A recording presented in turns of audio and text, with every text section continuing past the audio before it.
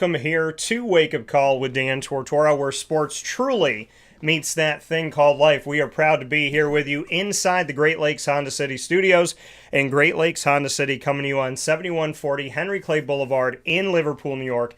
They are open for sales and service Monday through Saturday and all the time online at GreatLakesHondaCity.com. We're up and down the East Coast, the Midwest, the West Coast, and all around the globe on YouTube.com and Facebook.com, both /WakeUpCallDT, and on WakeUpCallDT.mixlr.com. So however you're connected with the show, we thank you for being with us all around the country and the world. And speaking of the country and the world, we have something all new for you, and I am so excited, so grateful that with the World Cup officially coming in 2026, tomorrow, we are going to be your primer, the 2026 World Cup. And when I say we, Zach Bowden, who worked for me here at Dan Tortora Broadcast Media years ago as my intern, we were working out what he was going to do. He worked on the CNY Pop Festival with me.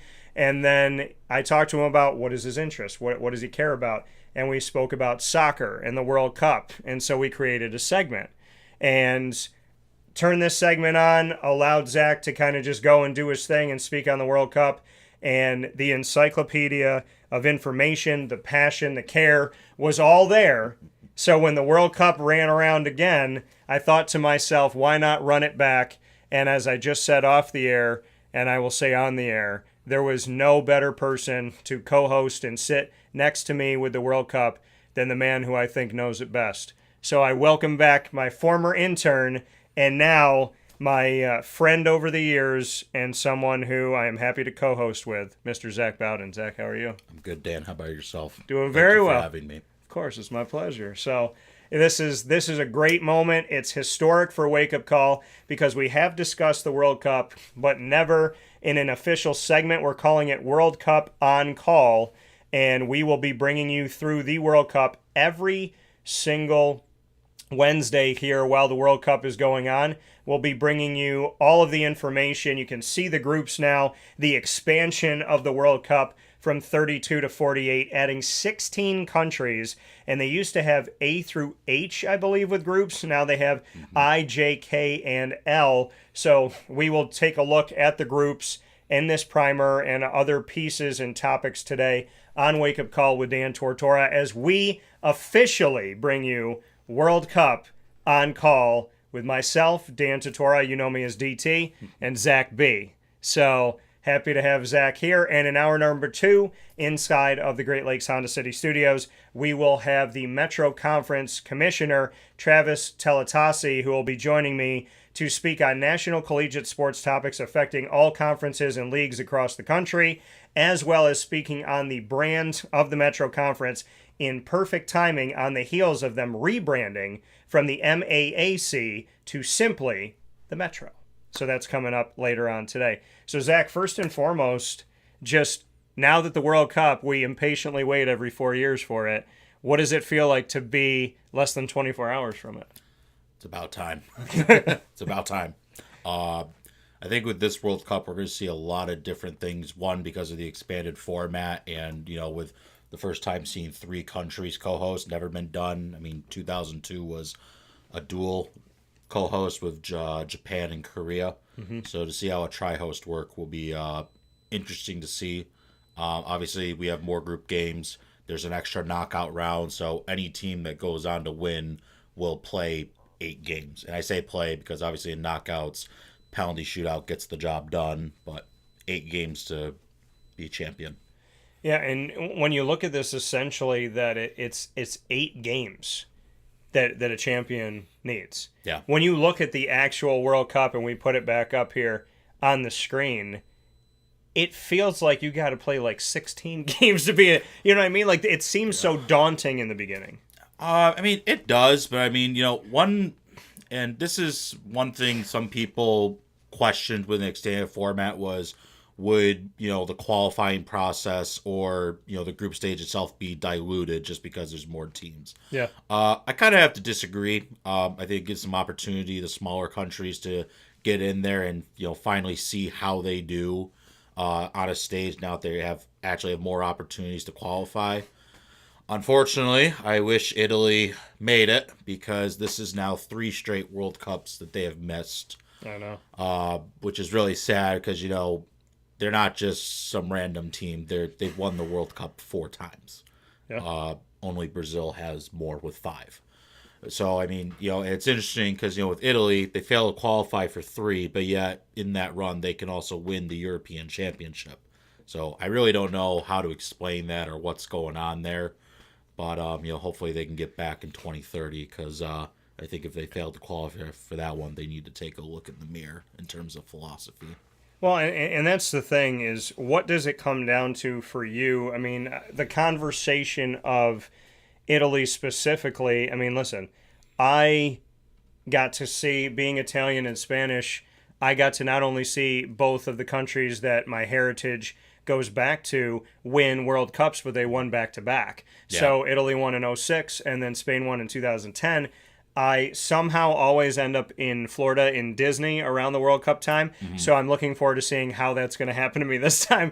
But but it always, so I actually got to see Italy in the championship game when they played up against France, and they went to penalty kicks, and Zidane was there, and obviously one of the Italian players went up to him and said something to him to provoke him to react because they knew he had a hot head.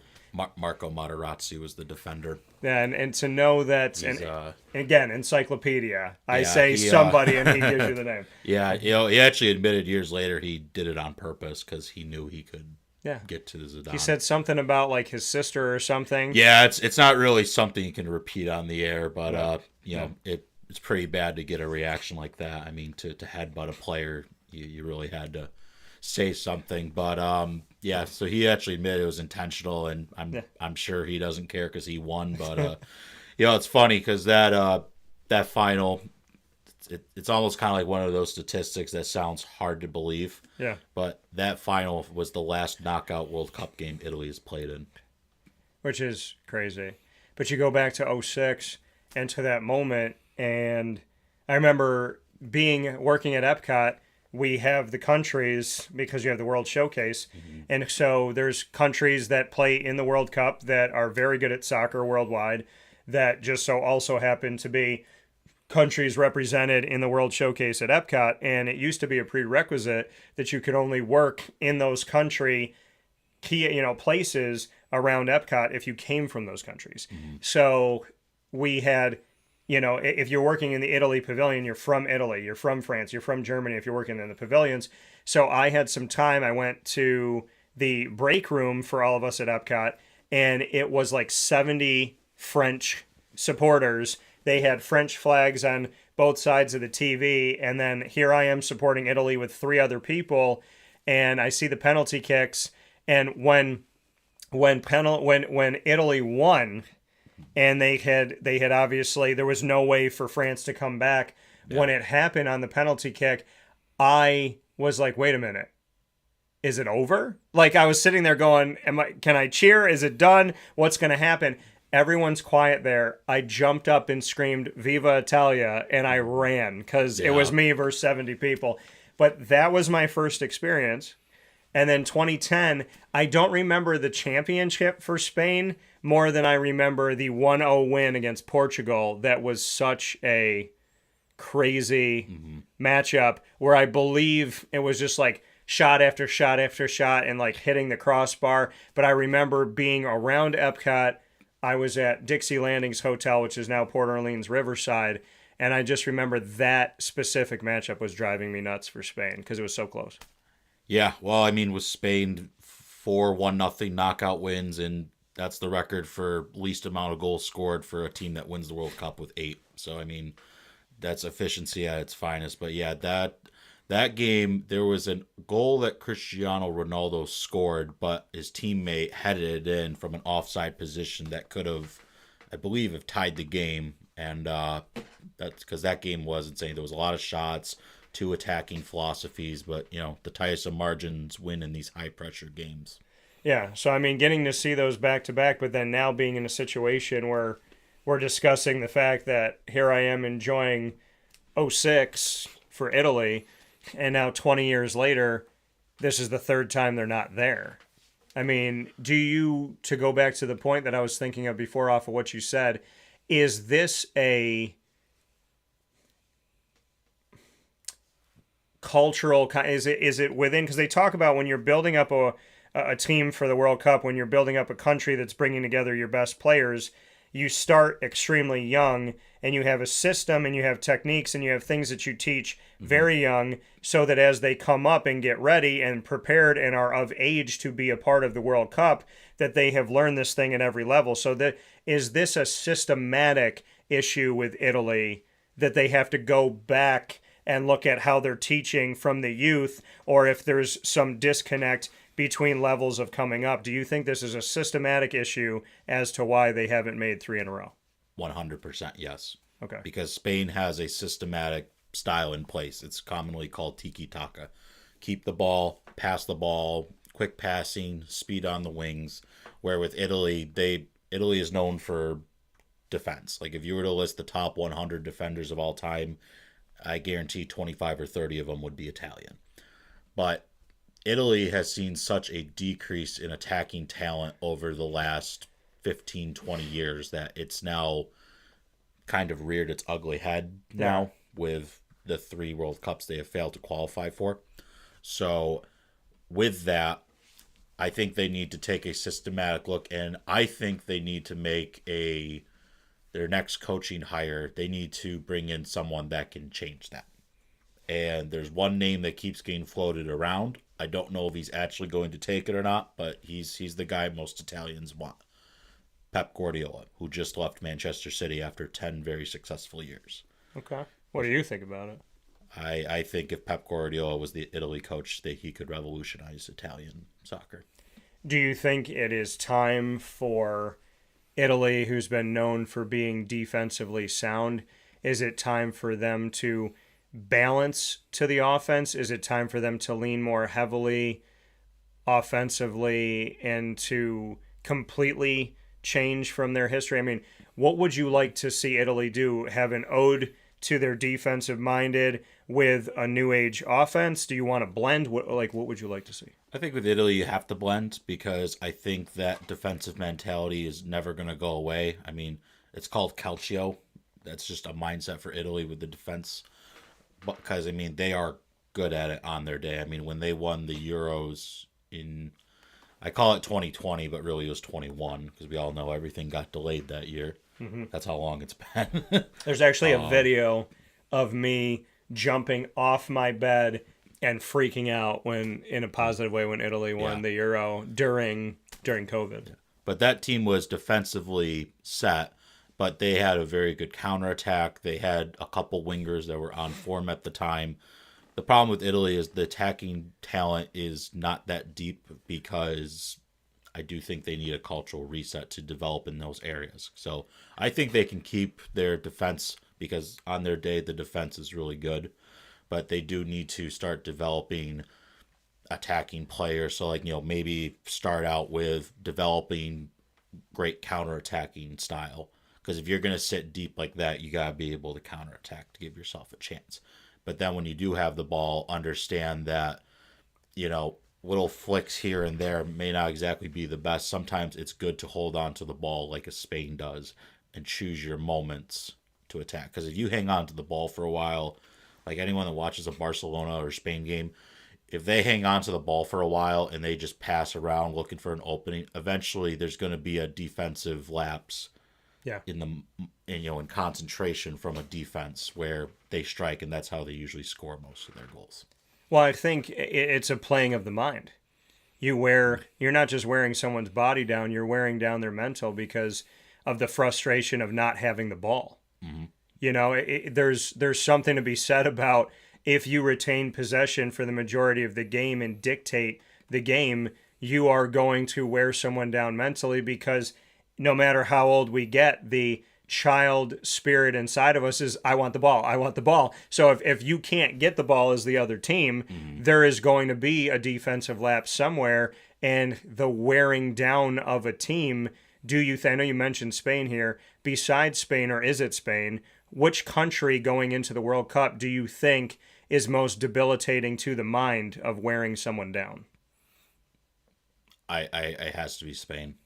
There's no one that holds onto the ball like Spain does. I didn't pay him to say that. No. There really is Spain. There's no one else that holds onto the ball as much as they do. Yeah. Portugal is maybe the next closest, but I just don't think they do it as well as Spain. I think they have more individual talent across each level of the squad. Yeah. But in terms of holding onto the ball, they will attack. And where sometimes they need to hold the ball because if you're going to try and cross a ball and there's 4 people in the area of the box, maybe hang on to the ball and find something better. But Spain will hold it and hold it and hold it. Yeah, well, I can say this. In cheering on Italy and Spain, my heritage, and of course, cheering on the United States in the comfort of my own home, not having Italy, especially in a year where it's more countries than it's ever been, it's very hard for me to go into. I go into it bittersweet. I'm happy for Spain. I'm happy for the United States. I'm happy that we get to see North America host this with Canada, the United States of America, and Mexico working together. And at the same time, the fact that Italy is watching, to me, just seems wrong. It feels off. But I do want to, before we take a step aside in the Great Lakes Honda City Studios, here in an all-new segment on Wake Up Call, debuting today, we are making history.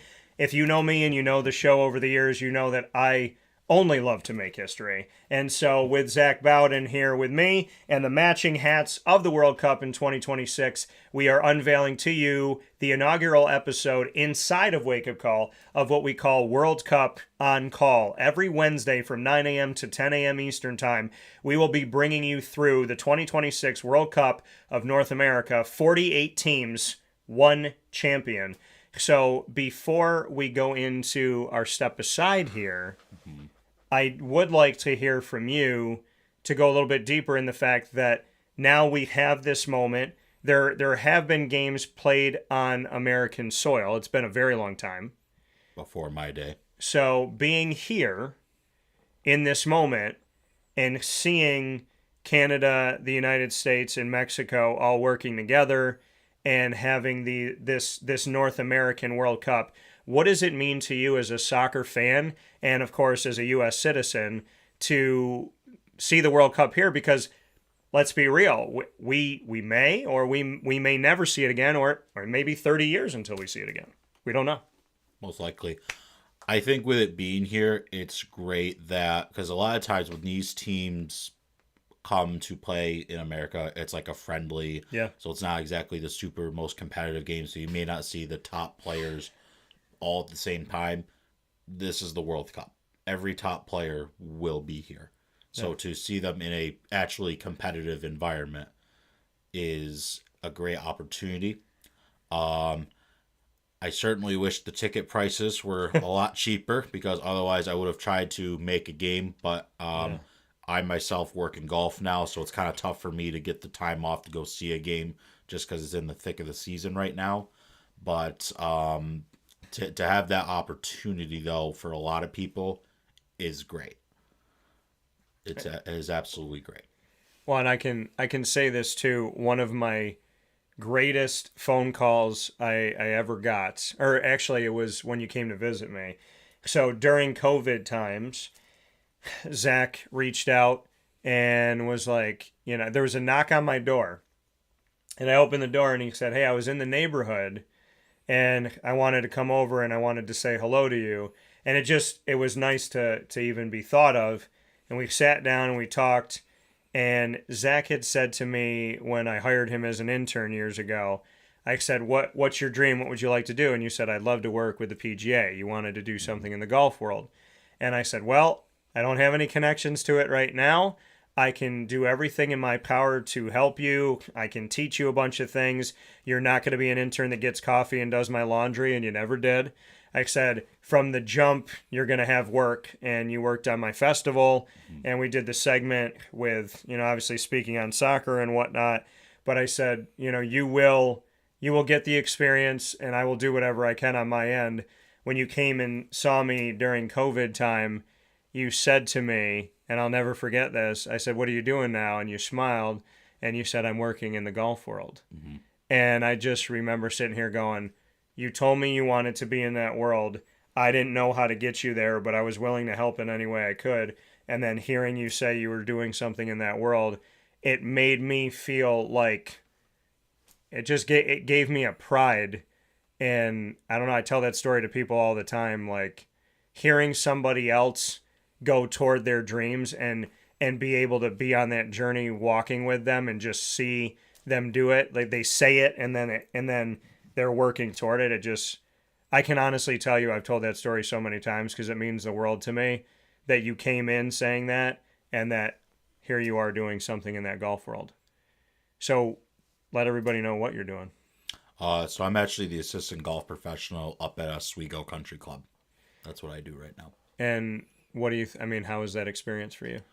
It's been very good to me. I work for a great head golf professional that has really taken me on for mentorship because right now, in order to be a PGA member, there's 3 levels of work you have to go through. I'm currently through level 1, and my pro is really helping me with the playing ability test, and then level 2 probably later this season once we get that out of the way. So I'm very happy with where I'm at right now. It's seasonal though, much like a lot of clubs up here with that great snow that just falls on the ground every winter. So, but I'll probably go down to Florida to work in the winter at a club because I've done that before and it was a great experience. So, very much would like to do that again. So, what you told me you aspired to do, you are steps closer now. I am a lot of steps closer. Yes. I worked 3 PGA championships and a Ryder Cup, mostly merchandise operations. Kind of thought, this isn't bad, but the moving from site to site can get a little wearing after a while. So then you go, okay, we go the club pro route. So that's kind of what I've been doing for the last few years, and and I'm working on my certification stuff to do that. So I'm really looking forward to it. So you are on your path to the PGA, and you will get there.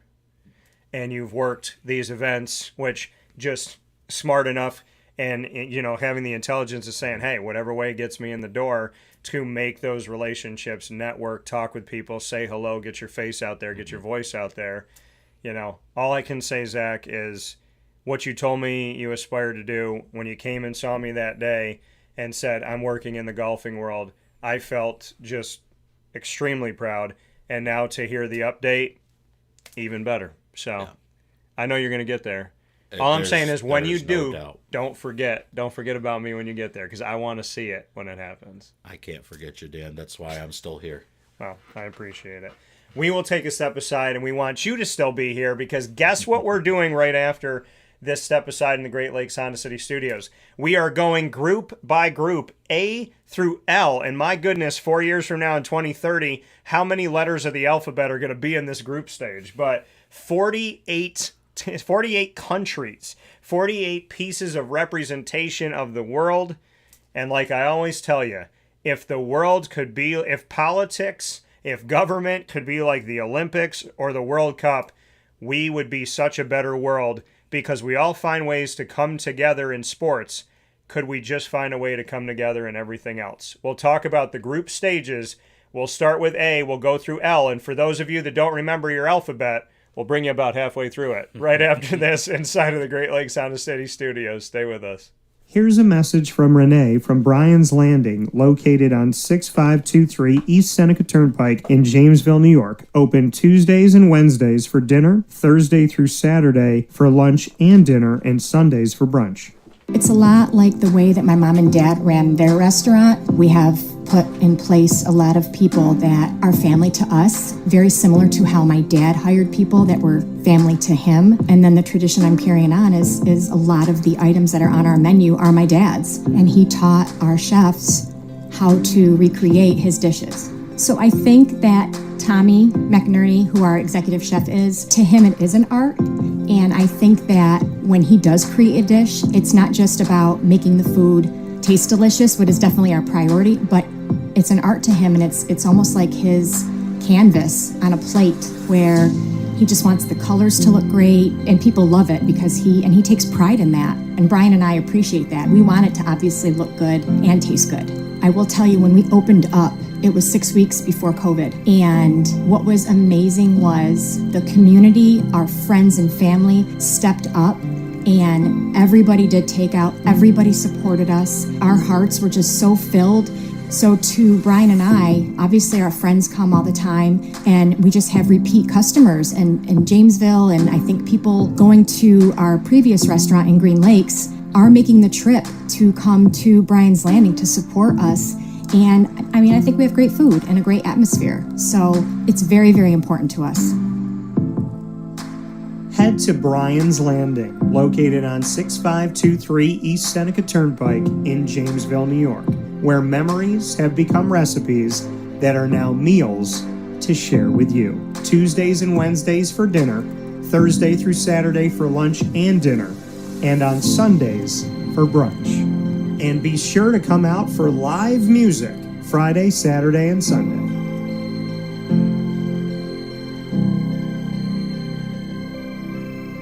Life gets busy, and sometimes that means us running around. So Canine Camp Dog Daycare offers you an opportunity to give your dog a place to stay while you take care of what you need to throughout the day. Canine Camp Dog Daycare is located on 228 Old Bridge Street in East Syracuse, New York. You can see it from the highway, and it's just off of Erie Boulevard across from BJ's Wholesale Club.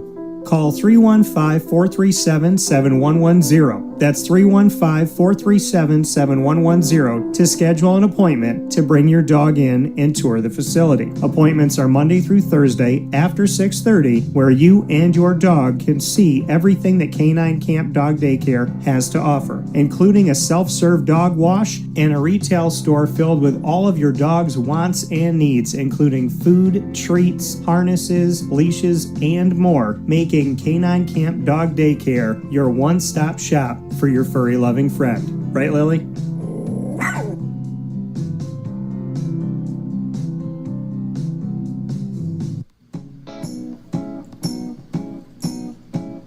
In these unique times, there are those in our community that give us a sense of normalcy and positivity. Pizza Man on 50 Oswego Street in Baldwinsville has been here for you for over 35 years and is here now.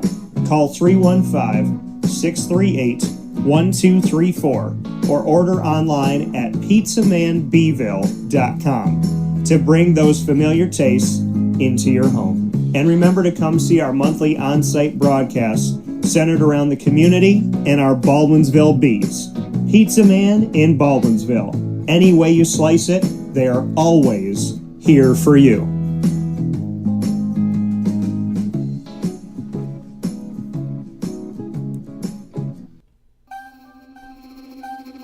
This is Jim Dispenza, owner of Game Point Sports Complex. You hear the same story across any sport that kids play and any sport that adults play. There's never enough places to play. That was definitely true with volleyball, definitely true with basketball. Could be cheerleading, it could be field hockey, which is what we're seeing now. Every sport has a lack of places to play, and I think Syracuse in particular is a place where it's really bad. Despite the fact that we've got a lot of athletic talent around here, we just seem to have not enough places for people to play, and they're going to different places. They're going to Rochester, they're going to, Buffalo. They're going all different places because we don't have a place here, and I felt like that should change. This was a long project from planning all the way through execution to opening the doors. A lot of work went into it, obviously, a lot of money, a lot of resources, and the dream always was kids being in the gym, having a good time. I've always felt like sports is the most unfiltered joy that you can observe with people, that people can experience, because it is fun, it is a sense of accomplishment, it's all of that wrapped into one thing, and so watching kids going up and down the court with big smiles on their faces has been just amazing, an amazing experience. I'm looking forward to years to come of that same thing. We've taken the time to invest in multiple sports, and then what we're finding is the mere fact that we have a large, clean, well lit space has opened a lot more doors for us beyond basketball, volleyball, pickleball. Now we're having some interest from cheerleading. We've got girls field hockey coming in. And then also there's quite a bit of room for spectators. We've got bleachers, we've got benches, we've got a concession lounge where people can get food and drinks. We're going to have multiple sports going at the same time, using every square inch of this place for what it was conceived for, which is basically people to come in, have a good time in the sport that they prefer. We manage each situation differently. Everybody has different ability to afford different things. Some are bringing 10, 15 people, some are just 2 people. I've had a lot of situations where it's a father shooting around with his son, it's a mother playing pickleball with her daughter or with her son, and in those situations come up and we work with people, and that's allowed us to have groups from 2 people up to 30 people and have some flexible pricing behind it. We're an organization that is here to work with the community any way we can, and I guess part of it is just making sure that we have the flexibility to put together a plan that makes sense regardless of the size of your group. So in order to book time, the best option is to go to our website, gamepointsports-syr.com. You can click from there and sign up for events, sign up for your own particular training, sign up for birthday parties, all of that.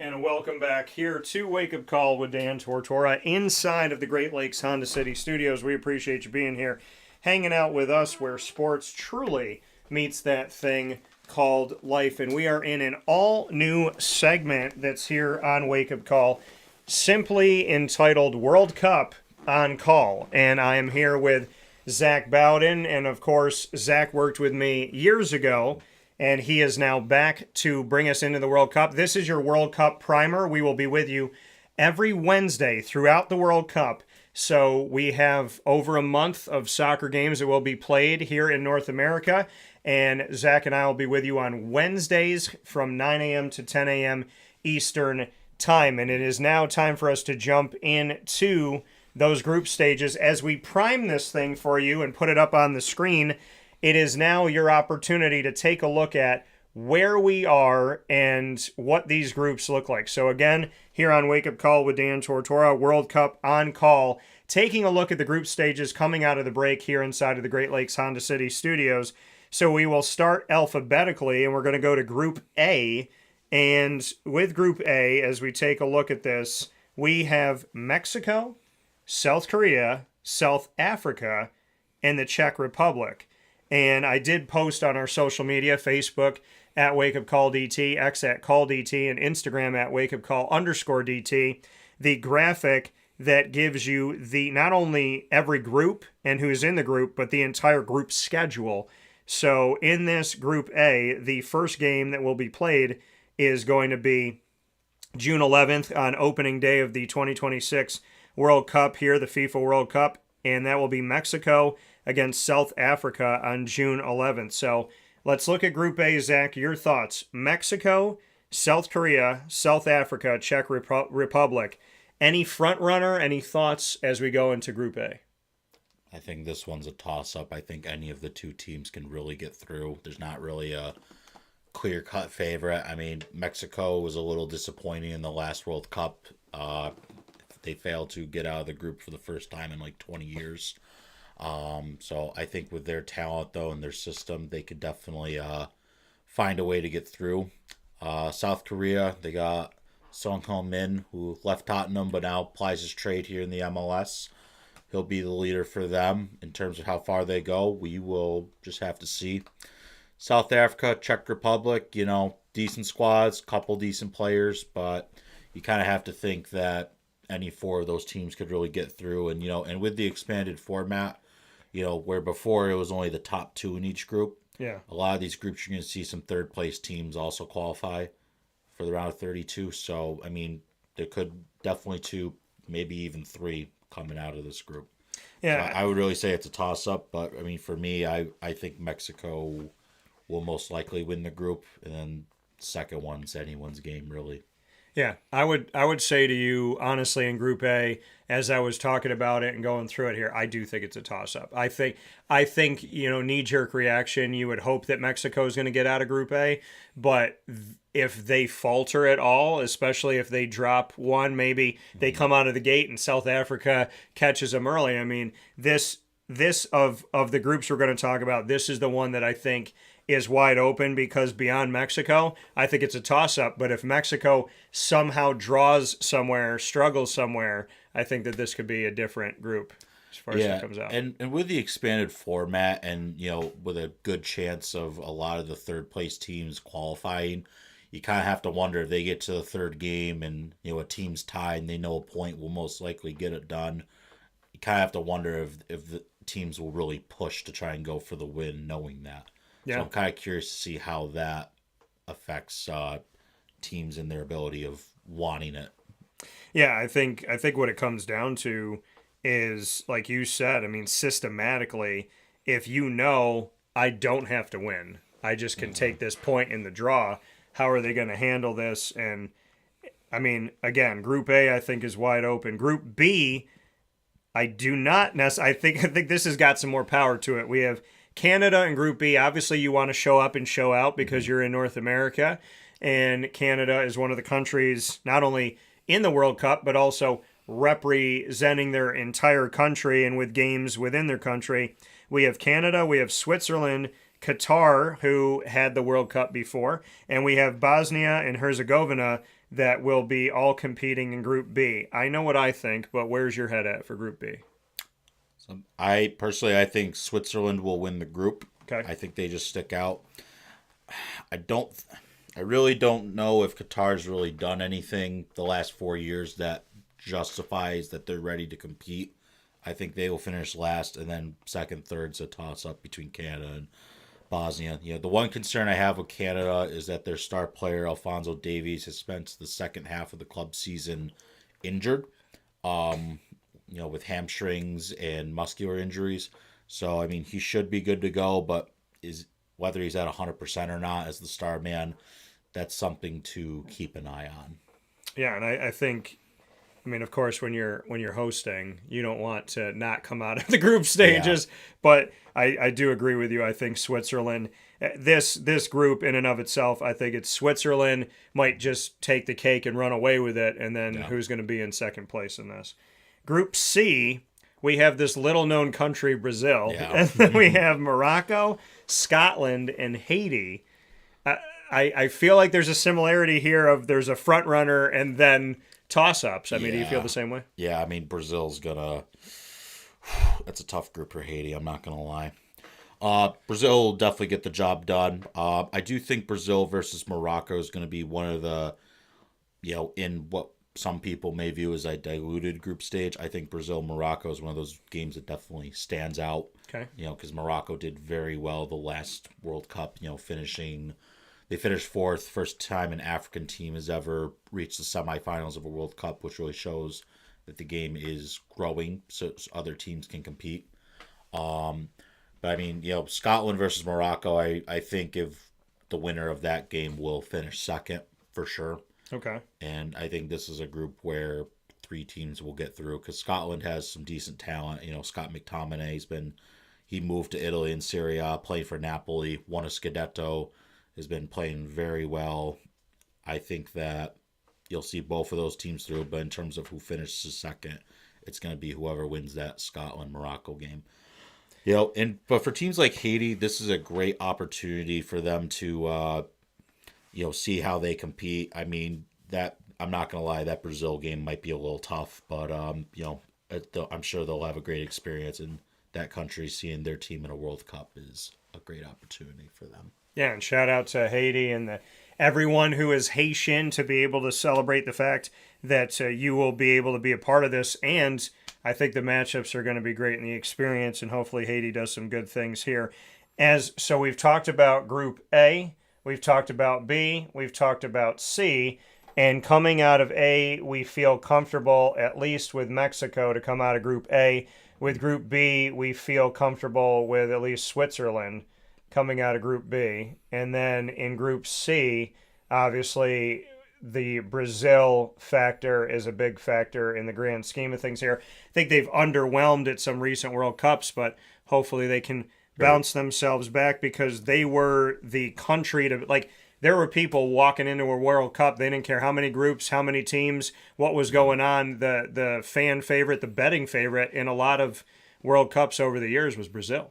The only team to ever participate and qualify for every World Cup without need for a playoff. Insane. Group D, the United States of America, as we cover this group. I like that it's Group D because of my initial, so shout out to how that happened. But the United States, Australia, Paraguay, and Turkey. Yeah, this group's kind of like Group A. I think it's definitely a toss-up. There's not a clear-cut favorite. With USA, I think they got a great coach in Pochettino, which I was great. They made a big coaching hire like that. But, you know, in terms of how well has the talent developed? You know, we see a lot more U.S. players playing in the European leagues, specifically Serie A and the Premier League, which I think is great for, you know, improving the quality of player compared to past squads. But, you know, can the U.S. shake off, we do great in the qualifiers and, you know, CONCACAF Gold Cup against the CONCACAF teams? Well, now we're here in a World Cup where the last time we got through the group and then first knockout game, we got smacked 3-1 by the Netherlands in 3 goals that were scored in pretty similar fashion. Cross from the right wing, left-footed strike to the far side of the net. So I think for them, that first game against Paraguay is going to be huge because I think anything less than a win, I think you're going to see a lot of people jump on them quick. Yeah. And it builds the pressure because you only go through this qualifying process for 3.5 years to get to the World Cup. Yeah. And the That's only what people thing, don't understand is, like, you're trying to qualify. Like, there's the 4 years in between. you are spending the majority of that time trying to get into the next one, where some people are like, oh, what are you, just like 3 months before qualify? It's like, no, you are spending the entire middle period between World Cups for the most part trying to make sure that you're going to be at the next one. Yeah. So, and the only thing you get guaranteed is 3 games.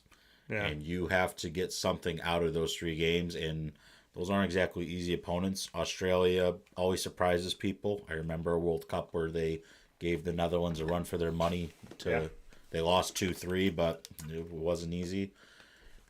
Paraguay, haven't seen them since 2010 at a World Cup. Not really sure what they can offer once they finally get to the big stage, just because it's been a while.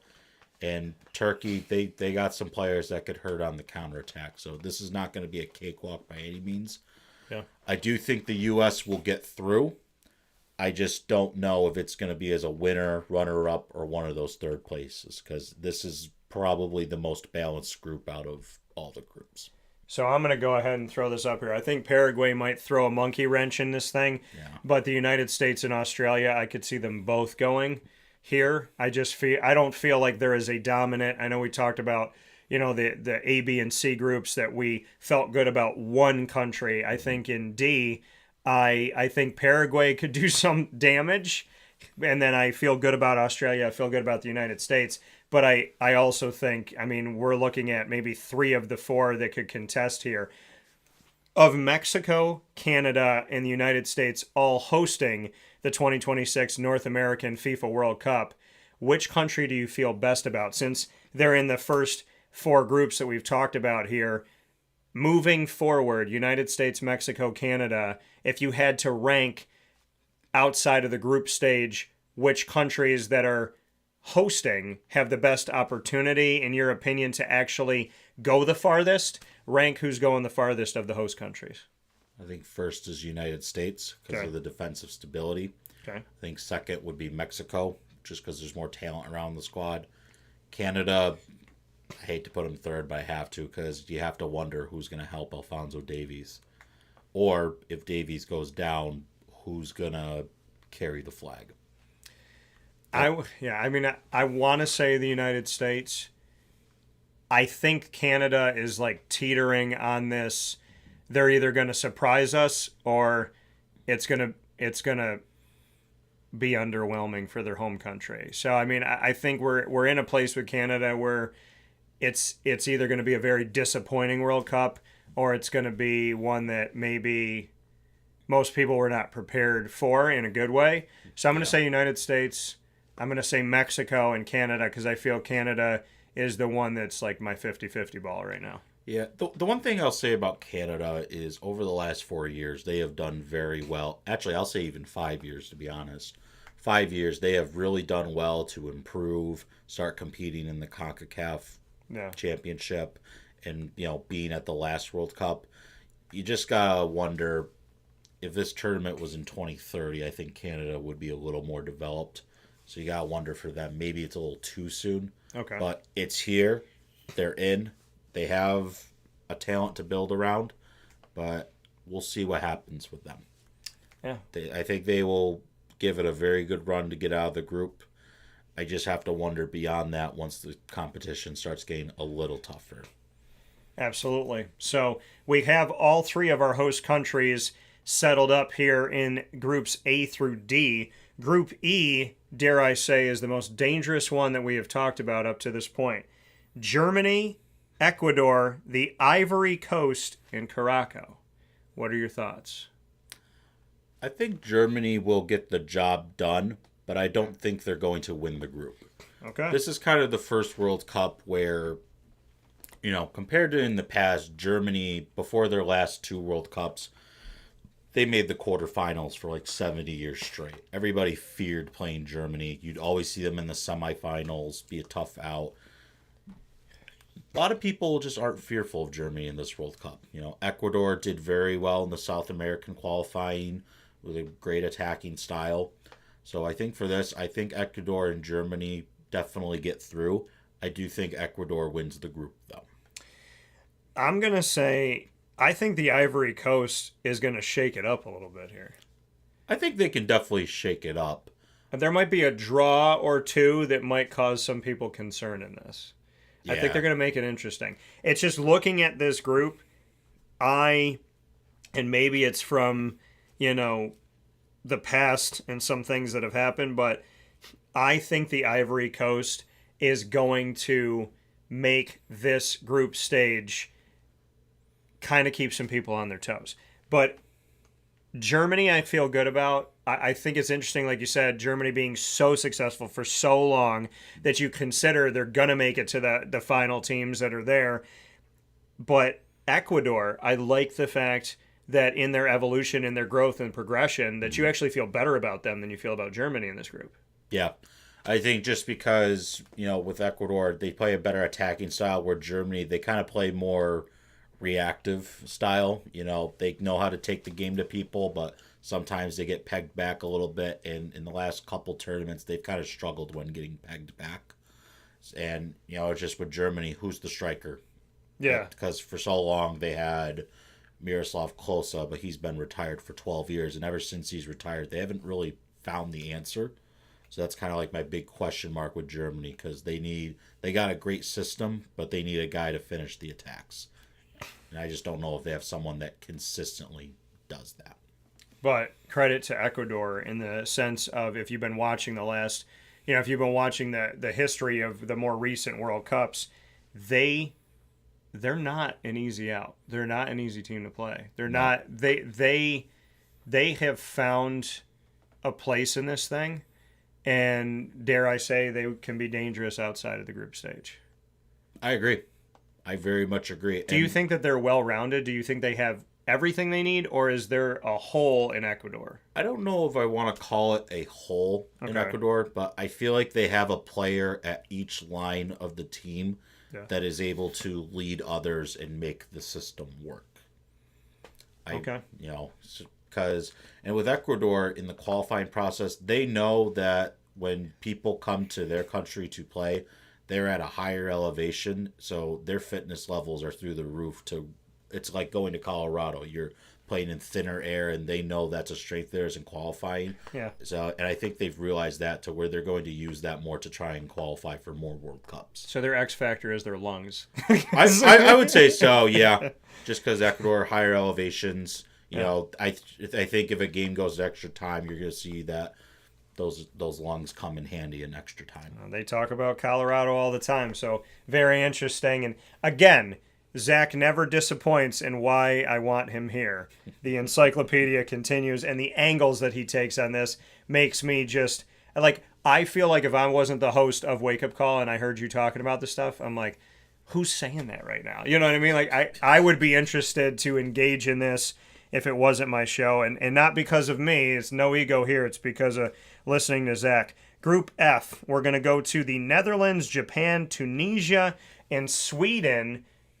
Is this, of everything we've discussed, is Group F the most dangerous, the deepest, in your opinion, when we look at recent World Cups? Netherlands, Japan. I know the Japanese on the women's side have made things really interesting. I know that they defeated America with Hope Solo there, and I will never forget that finale of the Women's World Cup. But Netherlands, Japan, Tunisia, Sweden, is this a 3 out of 4 going? Do you feel better about somebody else? I know you and I talked off the air about the Netherlands. I think it can be a 3 out of 4 going. I think it's going to depend where the other third teams rank, because I think 8 of the 12 get to move on. Mm-hmm.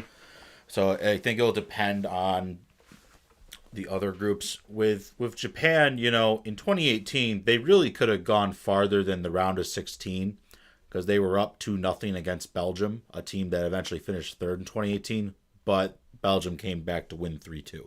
In Japan, the last World Cup, they surprised a lot of people. Yeah. They beat Spain and they beat Germany. Mm-hmm. So they definitely know how to play the big teams, and they're one of those teams where cultural shift, playing more attacking style, seeing more Japanese players come to the big European leagues. So I think they will definitely stir the pot. I do think Netherlands will win the group. My only question mark with the Netherlands, though, is they're good in every area of the field except for the striker position. Okay. Which in these big tournaments, you need a guy that can put the ball in the net. So are they going to be a la 2010 against a Spain type of team? Or are they a 2-1? Are they a 1-0? Are they a 0-0? Like, do you think the Netherlands are going to be living in the world of maybe we just get a goal and hold you? I think so. I mean, I think you saw the last World Cup of the Netherlands when Argentina went up 2-0. They subbed on a striker that was 6'8" and started sending long balls into the net, and that got them a 2-2 draw that they eventually lost on penalties to Argentina that won the whole thing. Yeah. So, I mean, they know how to play ugly at times. Yeah. And frustrating. And frustrating, yes. The Netherlands are always a frustrating team because they'll rough you up. They'll throw the long ball, and I can't help but kind of love them a little bit, even against my will, when like if they're going against Spain or something, because they have the matches where they go full orange, and I grew up with orange all around me in Syracuse, so I'll see them out there with the orange jerseys, and I'll go, I don't want to, but I love you a little bit, because I do believe in 2010 that Spain and them did cross their paths. So in the final, I still don't know how that Netherlands player did not get sent off for literally kung fu kicking Xabi Alonso right in the chest. Spain went through Portugal and then eventually got to the Netherlands, and I just remember being like, okay, I think because of the World Cup in 2010 and Spain versus the Netherlands, I think I'm always going to respect the Netherlands because of the game against Spain. It just stays with me. Yeah. A lot of people forget that the next World Cup, the Netherlands put a beating on Spain. Remember the 5-1 Well, those are the things that you forget about. I would rather win the final and take the beating 4 years later than lose the final. That's true. That's my thought process. So we got the Netherlands. Yeah. Are we thinking Sweden? I think Sweden. I'm thinking Japan for runner-up. Okay. Sweden, I think they can finish third, depending on the other teams. But I think that's just another matchup, kind of like the Morocco-Scotland game. I feel like whoever wins that game will finish second. Yeah, I'm going to agree with you. Netherlands, Japan, Sweden. I think Sweden's the wild card. Yeah. I don't want to count them out, but I'm going to put them on I'm going to put them kind of at the cliff of are they falling, are they staying? But Sweden does have one of the most dangerous strikers in the world. And no, it's not Zlatan. So Victor Gyökeres. And with Victor and Sweden in Group F, we may see our 3 coming out of here of 4 with no offense whatsoever to Tunisia. We will take a step aside. When we come back, we'll hit the other side of the World Cup. We will go Groups G through L, and we will let you know how we feel about each of these groups as we break down and get you set in the World Cup primer. It is World Cup on Call here on Wake Up Call with Dan Tortora, with myself, DT. Zach B will be back inside the Great Lakes Honda City Studios right after this quick fast break. Be with us. And now a message from Myers Creek Brewing Company, with locations at their Cazenovia Farm Brewery, Syracuse Inner Harbor Tap Room, and soon-to-be Lake Placid Tap Room. Well, I think first and foremost, the Feldmeyer family and our team are extremely passionate about what we do. We care very much about what we do. The Feldmeyer family is always investing. Our taproom management team, our brew management team, our marketing management team, and all of the team members that get after it every day, they leave it on the field. They put their heart and soul into it. I know for a fact that everyone that works at Myers Creek wants to be there, and we want them to be there. We want them to feel good about their job. And again, if you've never been to a Myers Creek, especially to the brewery, I want your eyes to open really big. I want you to see how big of a brand this is. I want you to see where we're going. The sky is the limit, and I feel very proud of that, and I'm very excited about that. When you think of designing a menu for a brewery, it's kind of open to a lot of different interpretations. You can do American, you can do Asian, you can do Italian, and you just have to find, how that meets that pub style dining experience, that gastropub vibe. And I think it's super fun for us because obviously we know that, everyone in the world's going to sell a pizza or a burger or a french fry, but what can we do to be different? And what can we do to be true to who we are? We are a brewery, a brew pub. So the flavor profiles are kind of all over the place. place. And I think it's super cool that we have a massive smoker at the brewery in Cazenovia, and we smoke a lot of our products. We have a delicious smoked turkey. We have barbecue ribs on Sundays. From a pulled pork sandwich to a chicken wing, you go to the Inner Harbor and you go to the Kaz location and you'll find similarities in the menu, but also things that are a little different and also kind of fit those different demographics or different communities, and also hopefully just drive you to try every tap room that we have open at some point, because you get a little something different at each one. We understand how hard it is to, work every day and get after it every day, and when you're done at the end of your day, you want to go out and put your feet up in a good ambiance and good environment. So we take pride in that. We make sure that everyone knows that they're very much valued to us.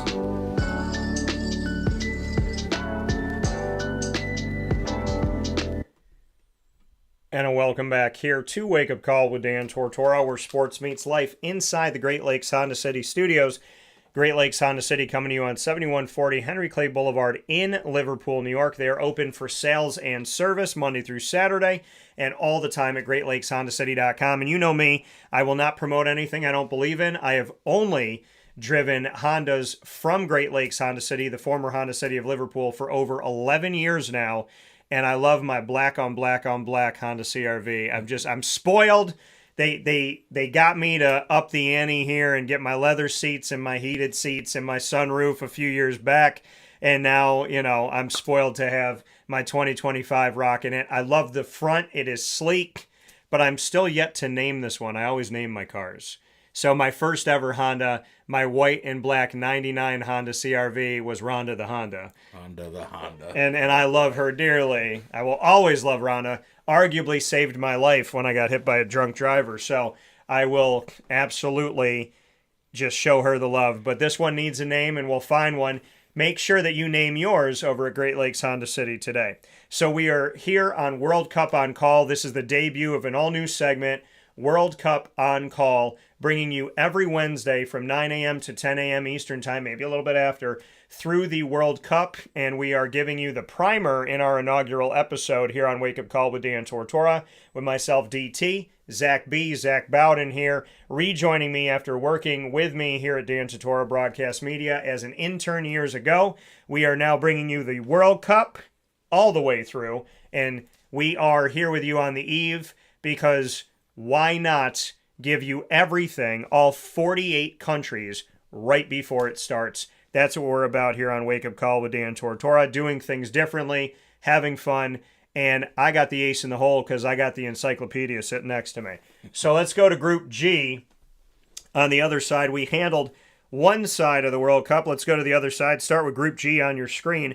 Belgium, Iran, Egypt, and New Zealand. And I want to say this, and we spoke about this off the air as well. The fact that the World Cup and the Olympics find ways to bring nations together, to bring the whole world together in ways that politicians have never figured out how. Presidents and prime ministers and leaders have not figured out how to do this as well. My prayer and my hope, as Wake Up Call's tagline is where sports meets life, is that we will utilize the world of sports to teach us how to be better in the world of life in general. If we can do it on the field, then why can't we do it inside of a boardroom? And why can't we do it at summits when these countries get together? So I am grateful, happy that Iran is a part of this. I pray for their families. I pray for their participants, their players, their manager, and everybody that's a part of this family to have an excellent experience, and that hopefully Iran being here in North America representing their country will be representative of how our countries can all come together, end wars, find peace, and to find a way to realize we all come from one family, God's family, and we're better together than apart. So this group is not only one that we will talk about like all others, it's one that I pray and hope for, because Iran being represented at a time of war shows that we can go beyond what's happening and beyond the feuds, but I'm hoping we can also end the problem as well. Your thoughts on this group, Zach? And your thoughts on what I just said, if you have a thought. Yeah, I mean, not to get too political, because I think everyone's had enough of that the last 10 years, to say the least. Yeah. Polarizing, to say the least. But I really hope Iran at least makes the knockout stage. I think they got a great chance here. I do think Belgium will win the group. Last World Cup, Belgium was disappointing and fell in the group stage. They were in the same group last cup as Morocco, who went on to finish fourth. I do think Iran will finish runner-up, though. They have a very strong manager that's led them in 3 different World Cups across 3 different spells. Carlos Queiroz, who used to be the Manchester United assistant under Alex Ferguson when Man United was the team to beat in the late 2010s. Yeah. I still wait for those days. I've been waiting a long time. Yeah. So I know something about loyalty. Yeah. But I do think Iran will get out. Egypt, they got Mo Salah, but he had a down season with Liverpool, left Liverpool. But I feel he'll try to have a good World Cup to line himself up well for his next club. But I think this group's pretty cut and dry, I'd say. I think it's going to be Belgium, Iran, and then maybe Egypt, depending on the third place. Yeah. I don't mind New Zealand. I just don't really know what they're going to have to offer in this group. Maybe they'll throw some surprises, but I think this one's going to be pretty straightforward. Yeah, I think Belgium's one of those teams we could see late in the game. And I think they're one of those dangerous countries in the World Cup. So I will agree with you with that. Interesting, though, to hear you say that you feel very confident, comfortable that Iran will be number 2 in this and be able to move forward. So that will be, I think, again, great for the world to see that we can all come together, and great for the players to get away from everything that's going on and hopefully, have a positive light here, do what they love and love what they do. And if for nothing else, the world of sports shows us that whatever is going on, chasing our passion, chasing our dreams, we can find a way out and hope for the future. So more than anything else, to the Iranian players as well as to their families, I hope this is a tremendous experience. I hope you make it far, and I hope that this can show us that America and Iran, as well as any 2 countries, can find a way beyond whatever is going on currently. So I would like to see Iran move forward because I think it would be great for the world to see us all play nice and at peace. But Belgium, they're going to be a thorn in somebody's side. Let's go to Group H and take a look at, personally in the comfort of my own home, my most excited group. And that is Spain, who I love dearly. Got my shirt ready. I got to go get, I have an Italian flag. I got to go get a Spanish flag. I got to get that going.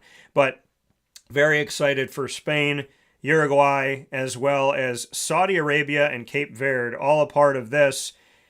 I don't like that Uruguay's in this group because I think they're going to test Spain. I think they're going to push Spain, and Spain will face off against Uruguay here in the 3rd game of this group, which will be on June 20th. But your thoughts here, I know you're high on Spain. I'm high on Spain. Is there any other significant player in this group that you think is going to run through here and make it to the next round? I'd like to think Uruguay gets the job done one way or another. Spain is probably going to run away with this group. They are the absolute top favorite to beat.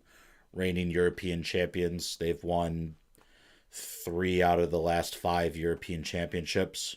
They have a World Cup. They know how to do it. I just hope they get their penalty situation sorted out because that's really been their undoing the last 2 World Cups. But, they have Lamine Yamal, who basically, to keep it simple, think Lionel Messi after spending 20 years in the fountain of youth. Okay.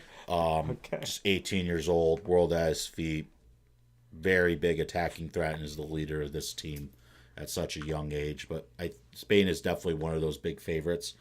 We'll see what Saudi Arabia can do because I think a lot of people forget that they beat Argentina at the last World Cup, who went on to win the World Cup.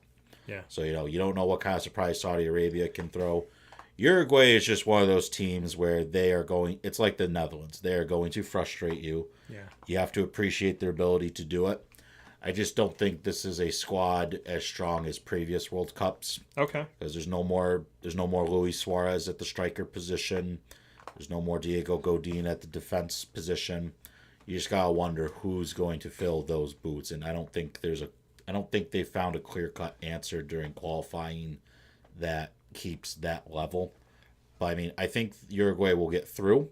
Yeah. I'm just a little unsure how far they're going to go, just because I don't think it's as strong of a team as in the past. Well, it's interesting for you to say that because I consider them a threat, but you consider them less of a threat than they used to be. So we'll see if Uruguay will either be the country that can essentially make it interesting versus Spain, whether they win or lose, if they can somehow find a way to draw in that. What does that do with Spain being a front runner to a lot of people of making it far, if not all the way to the end? If Uruguay can do something in that matchup specifically, what does that say? And does that put Spain and everybody else on alert? Or has Uruguay been on the downtread, like you're thinking here, that they're not as strong as they were? Don't count out Saudi Arabia. So we'll say Uruguay could maybe make it out of here. Spain, I am hoping not only that you make it out of there, but with all these Wednesdays, I don't ever have a Wednesday where I'm not talking about Spain. I don't think you will. So I'm the type of person I cannot trash talk because I'll lose immediately. Yeah. So I'm optimistic about Spain, but I will not guarantee anything. Group I, let's take a look at Group I here as we continue beyond. Now, I, J, K, and L are the new groups here as we've added more teams, 16 to be exact, 16 countries being added to the World Cup from 32 to 48. So we've never had a Group I, J, K, or L. So we're making history just by mentioning them. Group I will feature France, who is a mainstay, Senegal, Norway, and Iraq. This is a very interesting group just when you look at the placement of these countries around the world, not really near each other for the most part. So we have, a nice smorgasbord of Group I. I would venture to say that France is by and far the head and shoulders, but is there anybody else that you think is of concern in this group? Well, I think both Senegal and Norway have some very good players. Senegal has Sadio Mane, who made the move to Saudi Arabia and actually plays with Cristiano Ronaldo at the club level. Yeah. Still produces at a high level. Norway obviously has Erling Haaland, one of the most productive strikers the Premier League has ever seen, breaking records left and right. And won a Champions League with Manchester City, bags the goals for Norway. I think he has 55 goals in 48 games, which is an absurd goal-scoring amount, and he's already the top scorer at not even mid-20s yet. But I think that the winner of the Senegal-Norway game will come second. Okay. But those three teams are very, very good and have talents to get through. So I think Iraq just got the short end of the stick and is in a really tough group here. I hope they can do something, but there's a lot of talent in Senegal and Norway to make you think they're going to get through. And that toss-up that you have, that match will be played on June 16th in Group I between Senegal and Norway, as we have France coming out of this. Group J that we now go to in the 2026 FIFA World Cup being played in North America, spread amongst Canada, the United States, and Mexico. We have Group J, Argentina, the reigning champion. We have Austria, Algeria, and Jordan. So if you end in an A outside of Jordan, you're welcome to be in this group. So what is your take on this that obviously features Argentina, who has no desire to go anywhere anytime early, and obviously the country that people are focusing on is one of the most, if not the most. And then we have the Algeria-Austria place. What do you feel about Group J? This one's tough to call. Okay. This one's really tough to call. Obviously, I think Argentina is going to win the group. And this may very well be, I think this will be Messi's last World Cup. Okay. He obviously plies his trade in Inter Miami in the MLS, has done very well there, winning an MLS Cup, adding an 8th Ballon d'Or, fantastic player. But he's kind of always hinted that, this World Cup this year maybe even might be it for him. He might go back to Argentina in a couple years. We don't really know how long Messi's going to play, but Messi has hinted that this is most likely going to be his last World Cup. And if that be the case, then obviously more than ever, they want to strike and strike quickly, frequently, and to make their way back. You know, looking at Argentina, if I just look at the entire 48 countries together, you know, seeing the Argentinas, Spain, Belgium, maybe a France, Brazil, hopefully America can find their way through this. We could be in for a very energetic, very nail-biting, sweating, interesting later rounds in this World Cup. And I think Argentina very well is going to find their way through this group. I also think that they're going to find their way deep within this. And I do not have any concern of Argentina not being a major threat in the closing hours of the World Cup, I would say. I agree. And I also think they have the best goalkeeper in the tournament, Emiliano Martinez. Big reason they won the last World Cup, you know, in the shootout wins over the Netherlands and in France in the final. Key saves at key moments. Plies his club trade at Aston Villa in the Premier League, who just won their first ever European trophy. Mm-hmm. I think they have the best goalkeeper in the world, which obviously helps. I think their main things is the defense going to hold up, specifically on the wings back there. You know, the guys that were there last World Cup, they lost a key member in Angel Di Maria, who was used as more of a fullback free winger position. Yeah. It's very hard to repeat win at a World Cup. It's only been done twice. Italy in 34 and 38, way back when, and Brazil 1958-62, when a certain Pele, may he rest in peace, yes, did it. And, you know, France gave it a good run the last World Cup to try and repeat, but obviously they fell at the final hurdle on penalties to Argentina. They will go deep. They have a good chance to win. In terms of the group, though, they have a good keeper. It doesn't hurt to have Messi in the team. We'll see how far they can go, but I think the group stage will be, with respect to the other countries, easier. I do think Algeria will take second spot. This is a group where I feel only 2 teams will advance, though.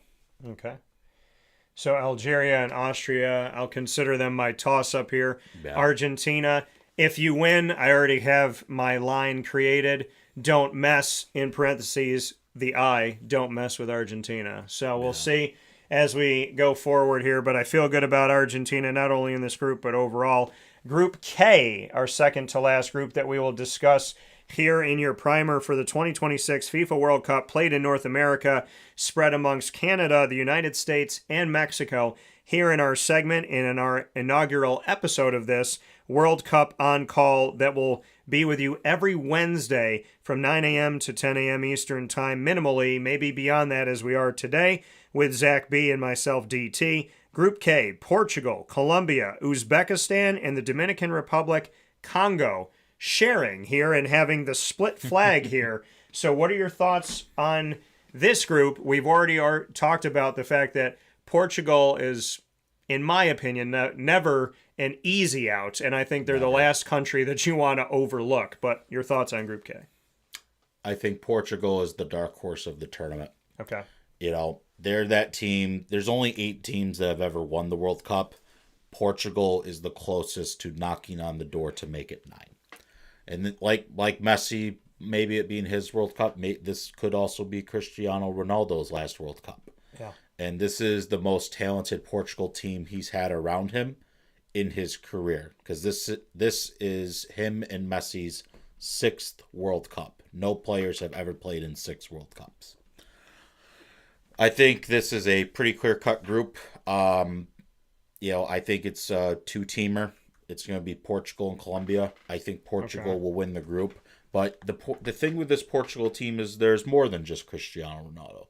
There's Bruno Fernandes, who broke the single-season assist record, Premier League assist record, with 21 assists.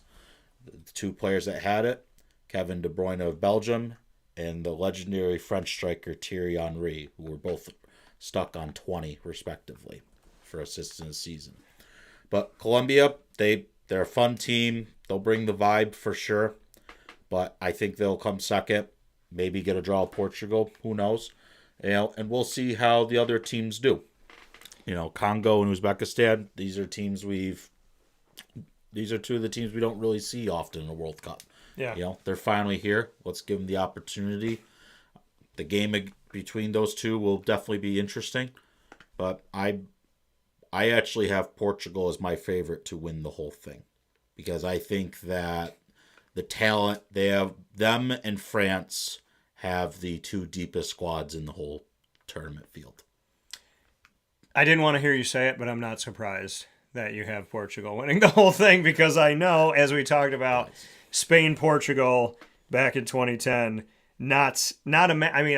I was on the edge of my seat at Dixie Landings down in Disney, sitting there by myself, and I went into like the bar area, but I don't really drink, and I just wanted to watch the TV, so I took a chair and I brought it over to the TV, watched it by myself at Dixie Landings in that lobby area of the hotel, and got a soda just because I felt bad and I felt like the bartender was staring at me because I wasn't going to leave there. Yeah. It was one of those, I got out of work, I don't have time to get home, so I pulled in to one of my favorite hotels and said, I'm staying here until it ends. Yeah. And I stayed until Spain defeated Portugal because I felt like I couldn't leave.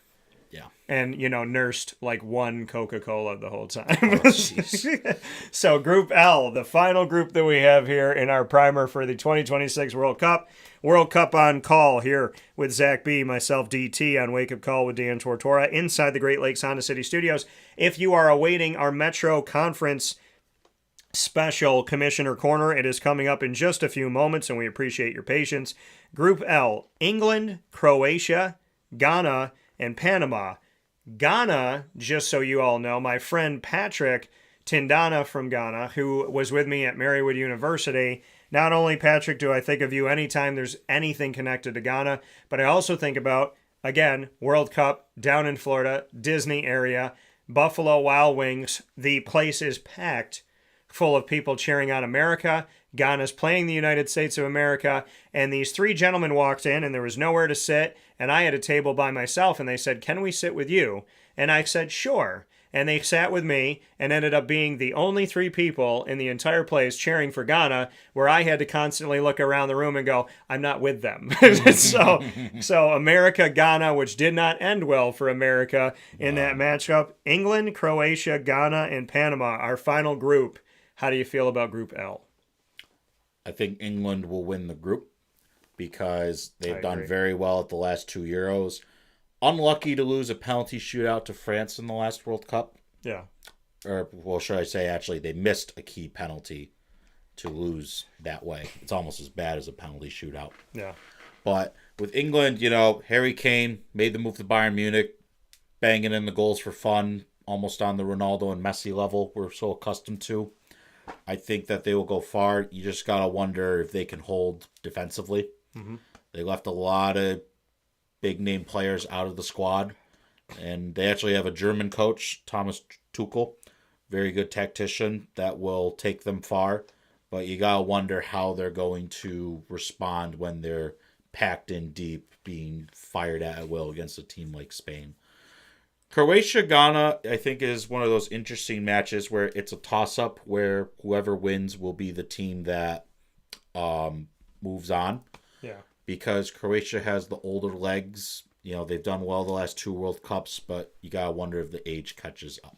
And that will be on June 17th. The second match of Group L will be Croatia-Ghana that you're mentioning here. I think that'll be a very good game to watch. So in the group stages, once again, as we talk about all the groups A through L, group stage will be June 11th through June 27th. And after June 27th, we will know the rest of the field. 16 host cities amongst the United States, Canada, and Mexico. 48 teams for the first time ever. 12 groups. And the addition of 4 of those groups, making 16 more countries have an opportunity at the World Cup. This is how we see the field right now, believing that Mexico, Switzerland, Brazil, the United States, Australia, Germany, Ecuador, the Netherlands, Japan, maybe Sweden, Belgium, Iran, Spain, Uruguay, France, Argentina, Algeria, Portugal, Colombia, and England all feeling comfortable that these would be the countries moving out of the group stages as we go into this thing before a match is being played. And of course, World Cup On Call will be with you every Wednesday starting at 9 a.m. Eastern Time. World Cup On Call right here to speak about the entire FIFA World Cup on Wake Up Call with Dan Tortora, with my co-host and better half of this segment, Zach Bowden. Zach, glad to have you back. Glad to be back. Thank you for thinking of me. Of course, my pleasure. Nobody else I would have rather had to take us through the World Cup. And in my opinion, no matter who makes it through here, I got the ace in the hole. So I got somebody that I'm going to definitely appreciate having conversations with, Zach, and with you. So join the discussion. World Cup On Call every Wednesday starting at 9 a.m. Eastern Time from this Wednesday on, all the way through the entire 2026 FIFA World Cup, played in North America, making history, and playing in a lot of cities that I have been to within the past year or two. And hopefully those ticket prices, even if it's just before, go down enough so I can maybe find myself to a MetLife or down in Atlanta, Mercedes-Benz Stadium, or somewhere of that nature, maybe in the Dallas area. I hope that you all enjoy the World Cup. We will get started officially on June 11th, and so we are here on the eve of the action of the group stages, and I cannot wait. We will take a step aside here for a fast break, and when we spin back around inside the Great Lakes Honda City Studios, we appreciate your patience as Metro Conference Commissioner Travis Tellitocci will join me with the Metro Conference for the first time ever being in our Commissioner Corner, where I speak with commissioners all across the country of Division I NCAA conferences and leagues about the national sports topics affecting them all, as well as their identity right now and moving forward, the branding and the perfect timing, because the Metro Conference just went from the MAAC to the Metro and brought out their new logo, their merchandising, and that name. So it's never been a better time to talk about the Metro, and we'll do exactly that with the man who comes to us from Edison, New Jersey, right after this. Avicoli's restaurant, located on 7839 Oswego Road in Liverpool, New York, has been serving our community for decades. Your place to go for home cooking on the corner of Route 57 and Wetzel Road is just minutes from Liverpool High School. And every single month, Wake Up Call with Dan Tortora is on site, on location, with Liverpool sports, student athletes, coaches, and administration telling their stories throughout the year. We look forward to seeing you on site at Avicoli's for their casual pizza side, their fine dining, as well as their bar. And of course, you can order online at myavicolis.com. That's myavicollis.com. For takeout, delivery, and catering, call 315-622-5100. That's 315-622-5100. Come on in to the neighborhood spot Avicoli's, open 7 days a week in Liverpool, New York.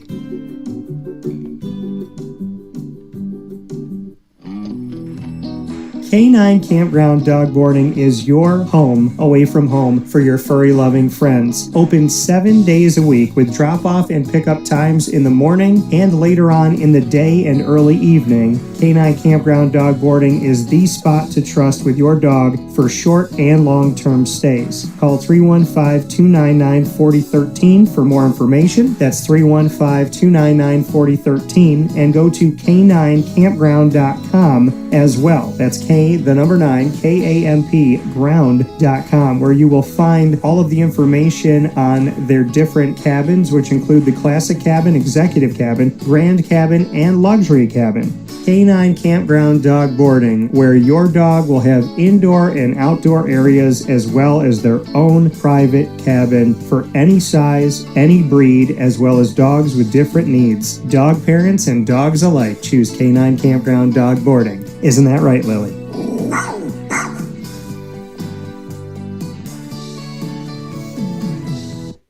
Hello, this is Dylan Husted, the owner of the Baked Potato Express. We do mostly big festivals or big corporate like private events. Typically just big festivals such as like Taste of Syracuse, a food truck battle, Battle of the Wings. I do the state fair. They're ordering from a fresh food truck that is making real food and happy to make it and wants them to enjoy every bite. We season every potato before they go in the oven, and then they bake for an hour, and when they come out, we season them again after we cut them. We use real butter, real cheese, real ingredients, so it's all really good food and people love it. We have a lot of returning customers and regulars that we see very often. The customers really make a big impact, and this is a big food truck community. The events here are super busy. It's like in my blood. I like building things and creating stuff that people love, and me and my friends are the ones that run the truck, so it's kind of, we keep it's a tight circle in there, and we have like a family sort of oriented truck, and it's a lot of fun, and we have a good time doing it, and people love our food, so it ends up making it well for everybody.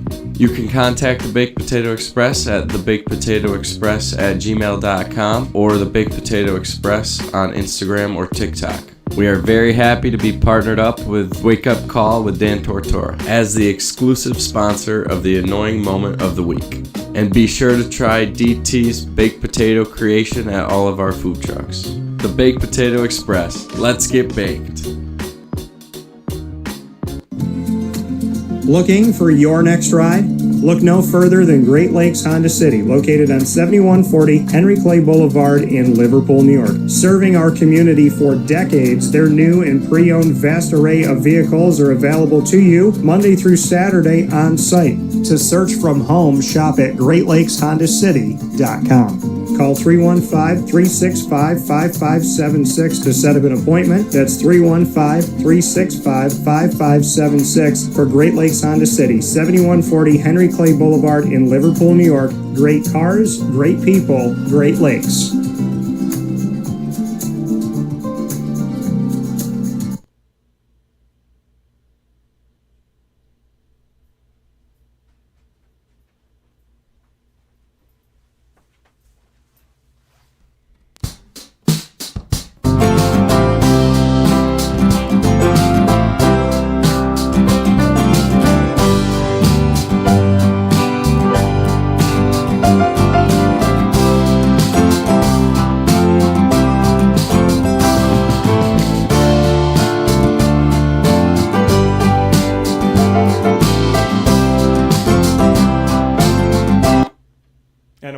Here to Wake Up Call with Dan Tortora. We are inside the Great Lakes Honda City studios. Great Lakes Honda City coming to you on 7140 Henry Clay Boulevard in Liverpool, New York. They are open for sales and service Monday through Saturday and all the time online at GreatLakesHondaCity.com.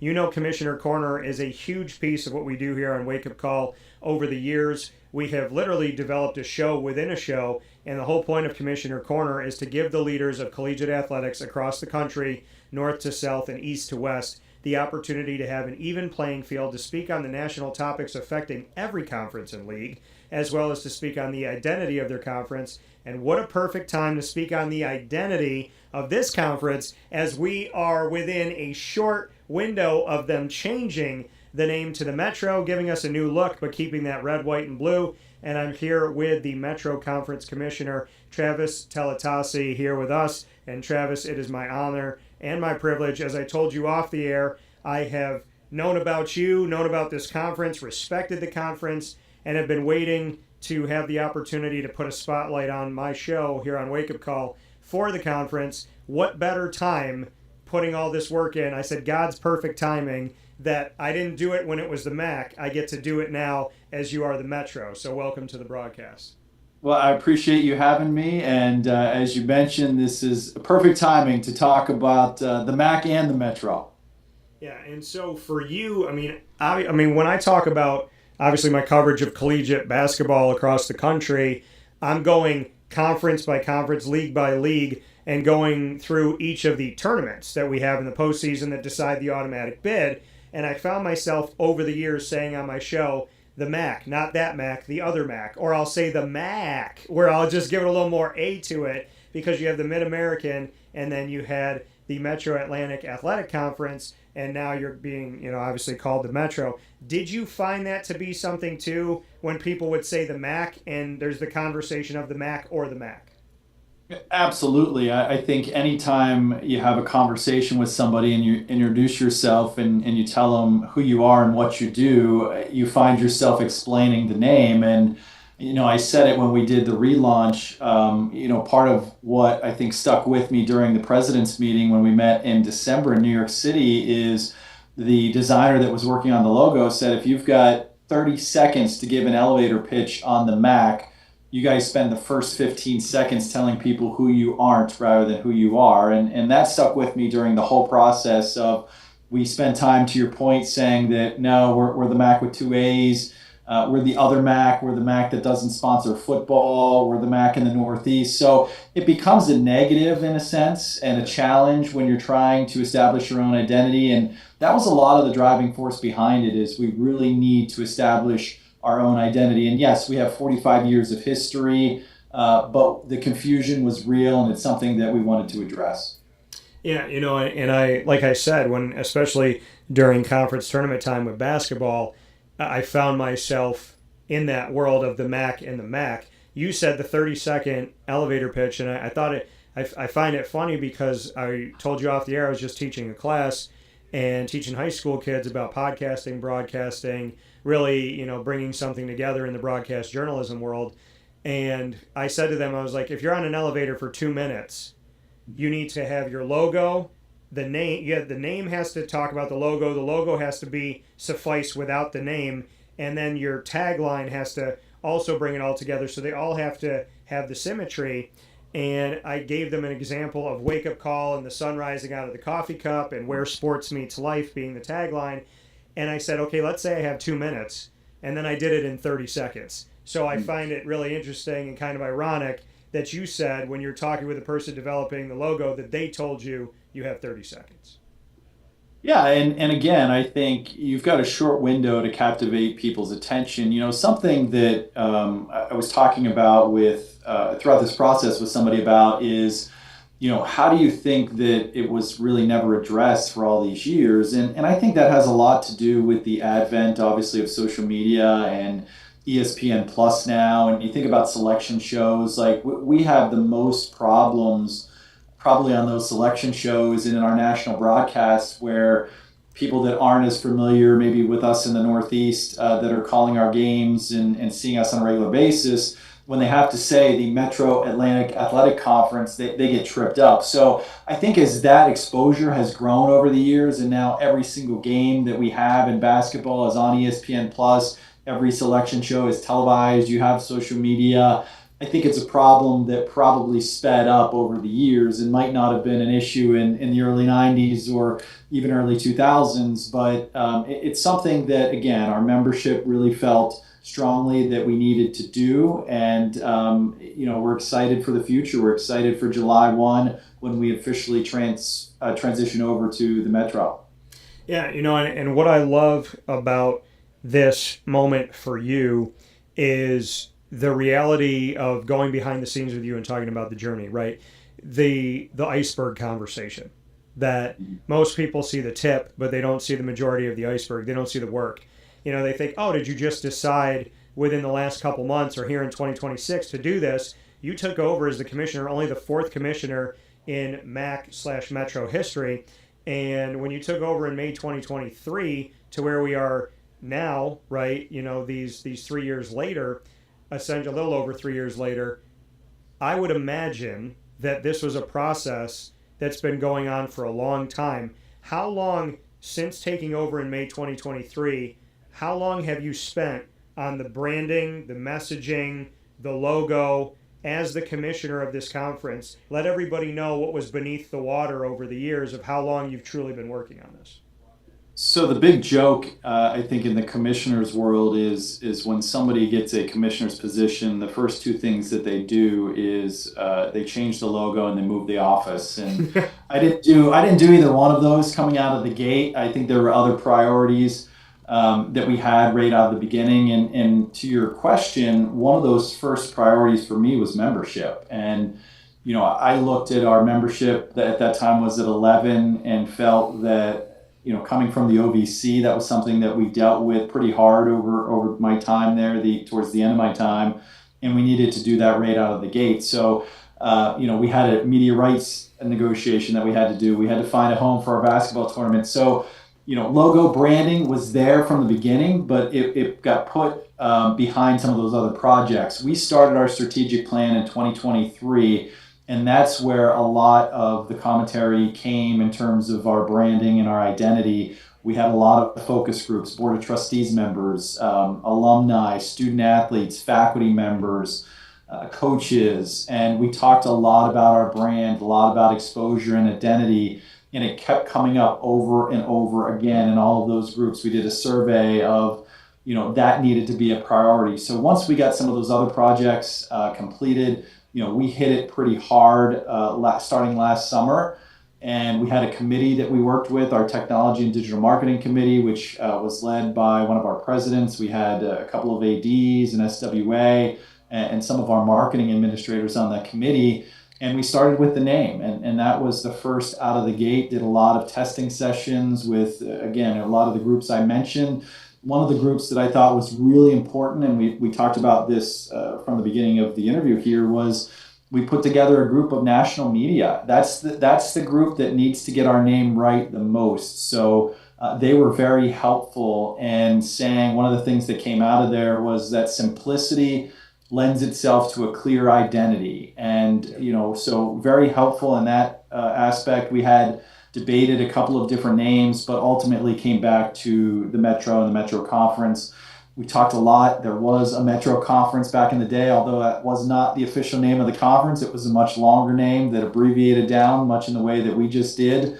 So once we got past the name, it went into the logo design process. And I would say that was the toughest part of the whole project. When you think about doing rebrands on campus, and I have done one of those on campus, you start with a mascot, you start with colors, and you have a visual identity.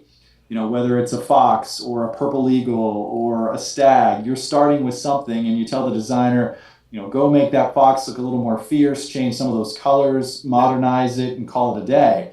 We couldn't do that with the conference. You don't have a single identity. You have 13 different schools. So we tried a lot of different things, went through 11 rounds. We looked at buildings, we looked at stars, we looked at symbols, we looked at flames, and we kept feeling that we were forcing something, trying to force something. So we kept coming back to where we started with simplicity. And again, I think when you look at the logo that you'll see, it's very simple, it's bold, it's clear, but that was the whole goal of the project. It wasn't to come up with this crazy name or this crazy logo, and I know some people might be disappointed by that. The goal was simplicity. Yeah, I think there's beauty in simplicity. And I can say that when your office got back to me about setting up this conversation, it was literally right when the Metro was coming out. Mm-hmm. So my response was, I saw it, I reposted it, I liked it, I went into the store, I was looking at, how it was looking on hats and shirts and polos and whatnot. So I do think there's beauty in simplicity. And you're in Edison, New Jersey. And obviously you're 25 to 27 miles outside of Midtown Manhattan. So I think the other part of Metro, when you talk about the Northeast, is you think about where you are in New Jersey, how you can get places to take this train, utilize this transit and whatnot. So when we're thinking Metro, I'm thinking subway, I'm thinking New Jersey Transit, I'm thinking, the LIRR, like I'm thinking of the transportation around the New York, New Jersey area that's going to get me to places outside of utilizing a car or a bus. And so I think to that effect of it all, when I see Metro, I think big, I think populated, I think exciting, I think crowded. So to me, I think when I'm thinking crowded, that's good for the fan base. When I'm thinking about the word Metro and I'm thinking, rail lines and whatnot, I'm thinking accessibility and closeness to these big areas. So I can tell you, and I'd love to get your thoughts, but from my approach to seeing Metro, I'm thinking New York, New Jersey, travel, crowded, exciting, buildings, stuff to do. That's what I see when I see Metro. Yeah, and we talked a lot about that, is how do you tie our identity into, obviously, our name. And when we started going down the Metro route, one of the things that came up is that, well, is Poughkeepsie or Emmitsburg essentially metro? And I think when you look at it at the end of the day, what kept driving us was that when you look at the way that Nielsen uses designated market areas, almost all of our schools are located in the top areas, to your point, in the country, whether that's New York City or Boston or Philadelphia.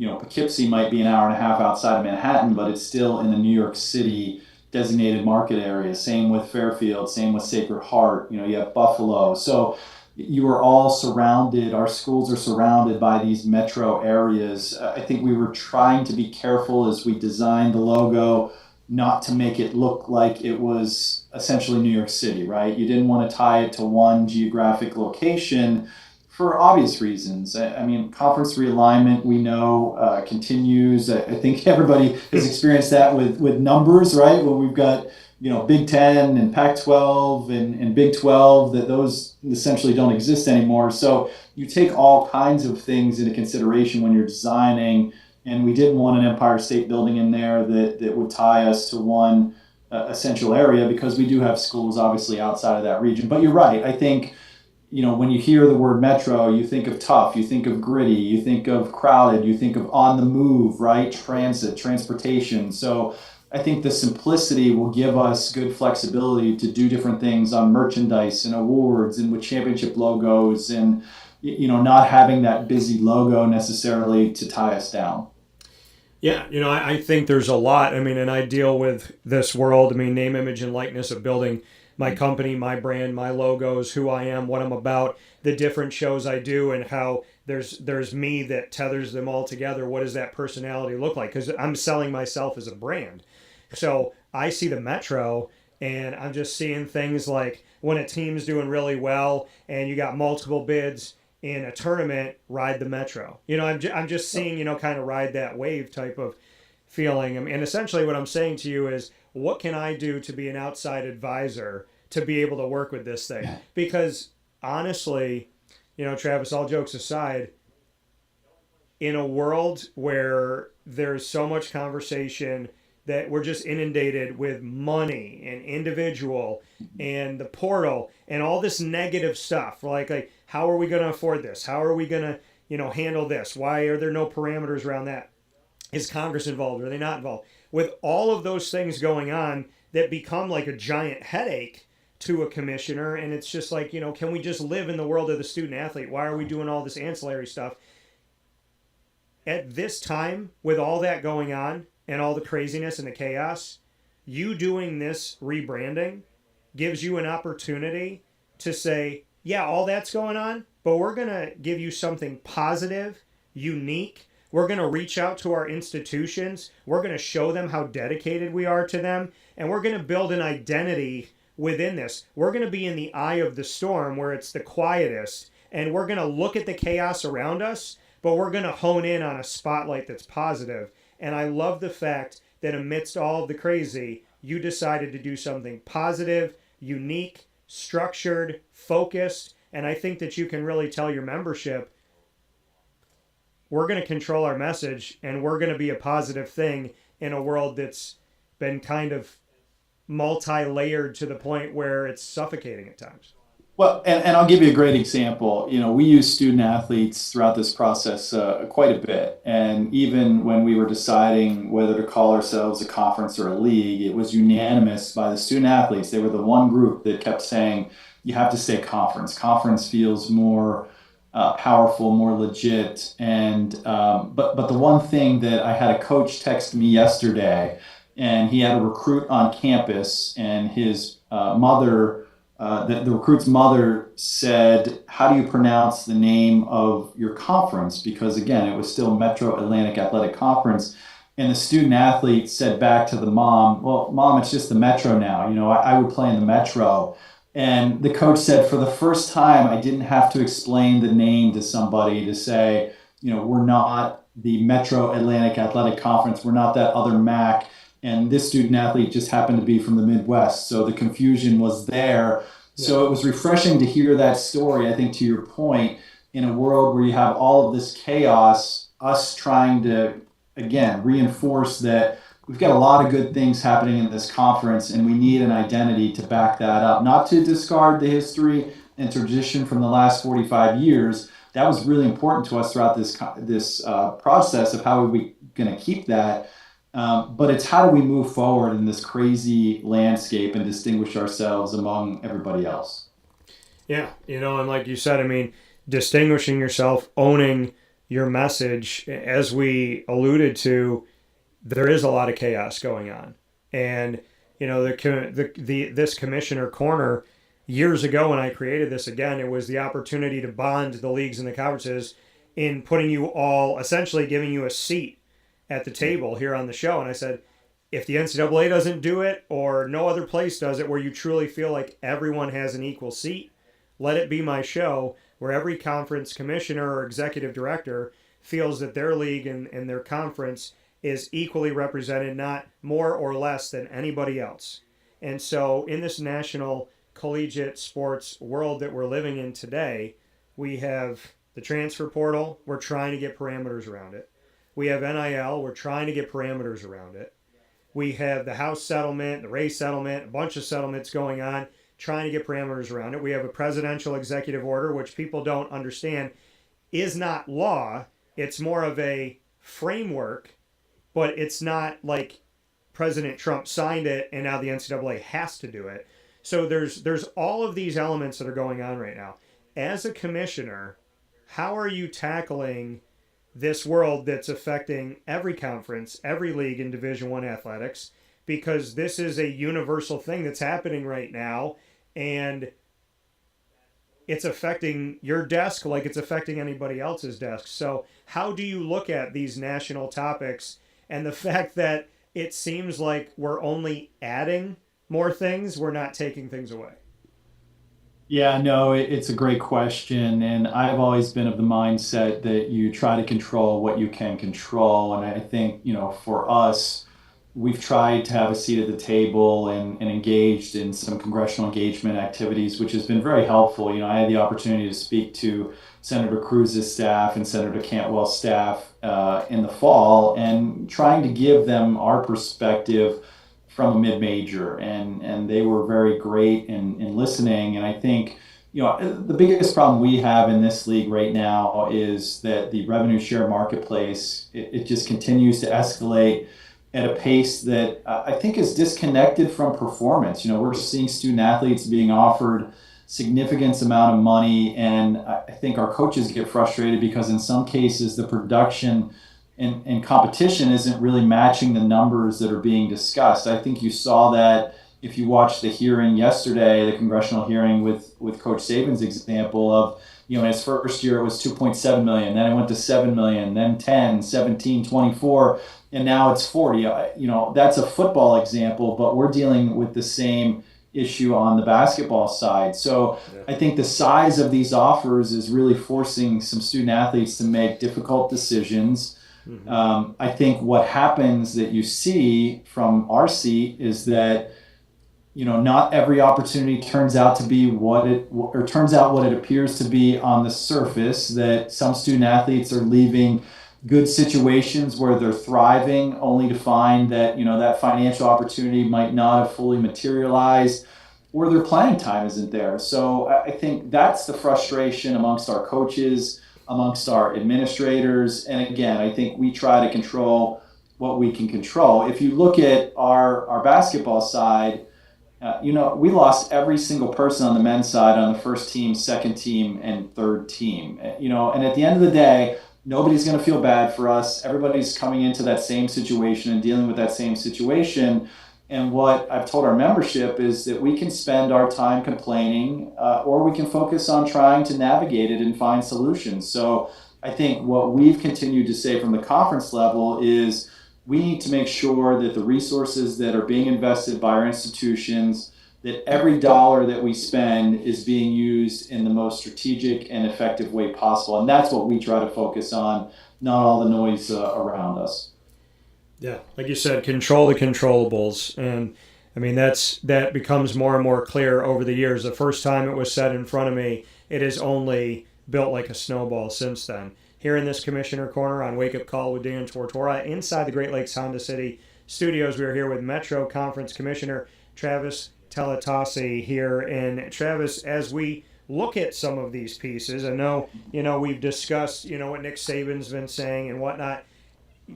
Different leaders have different thoughts on let's involve Congress. Let's ask the national government to help us. Let's not do this state by state, conference by conference. Let's have like a universal place where we can go, a check and balance to the NCAA, even if you will. How do you look at this? Is this, you want the NCAA to take the reins and really create an identity to all of this stuff and parameters and concrete rules that every conference has to have, a floor and a ceiling? Do you want Congress to take it over? Do you want it to be led by state governments and wherever your conference's headquarters is, that New Jersey's going to be a certain way? So, okay, we're in New Jersey and Edison, so we're going to lean on that. Is this an NCAA thing? Is it a national government? Is it a state government? Is it, hey, we're the Metro, everybody leave us alone and treat us like a privately owned company? How do you view the right way to go about rules and regulations from here? Well, I think, for me, I boil it down to one simple thing is we have rules. Do you want to follow them or not? I think that's the question that has to be answered. And I don't care if you're at the CSC, the NCAA, the federal government, there are rules that have been outlined, and do you want to follow them or not? I think is at the core. And, over the past year and a half, there's been a ton of time and money developing rules through a system with the CSC, and we're in year one of that. And I know that was a Herculean effort, but again, at the end of the day, we can't get to a space where the Power Four conferences are signing the participation agreement. So I think it goes back to what's the end game here? What do we want out of all of this? And in my sense, in my seat where I sit from the mid-major level and with 13 institutions, I think, again, it's not cliche, but our mission is to provide opportunities for student athletes. Yes, we want to be competitive. Yes, we want to have success, but it's about more than that. It's about graduation, it's about academics, and it's about service. So I know what our core mission is. I think we're fine following the rules and we're fine doing things the right way. When you start to talk about, to your question of, where do you want this to go? I think you can't operate a system, a national system, when you have so many different state laws. I think that was the biggest issue that we had to deal with right out of the gate. When you have attorney generals making decisions state by state, that we all know that's not sustainable. So I think that's number one that has to get cleaned up. On the NCAA side, I do like the age-based eligibility model. I think that's obviously going to happen and be implemented here probably shortly. I know there's still some things that need to be worked out, but I think we're going in the right direction there. I think the other things are too far gone, and nobody wants to say that, we need Congress to save us, but I think so many things are so far gone that we probably do need some help there. And there's some simple things that people agree on. Agents, I think, a big issue, right? That there has to be some sort of regulation on agents. The patchwork of state laws, which we talked about, everybody agrees that that's not sustainable. I think where you get into the tricky part is the employment issue. I will tell you the single thing that would eliminate opportunities for our student athletes on our campuses would it be if every single student athlete becomes an employee.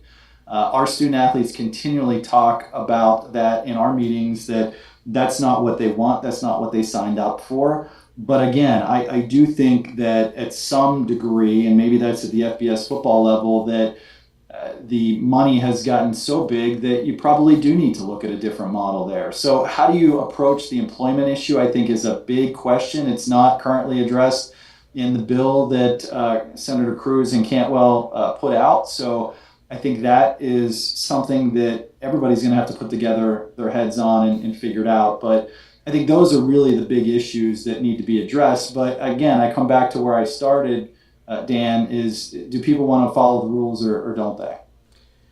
Well, and I think, I love the point that you made, because whoever is the ruling body, if you're not treating everybody the same, holding everybody to, if you break this rule, then this is the punishment for everyone.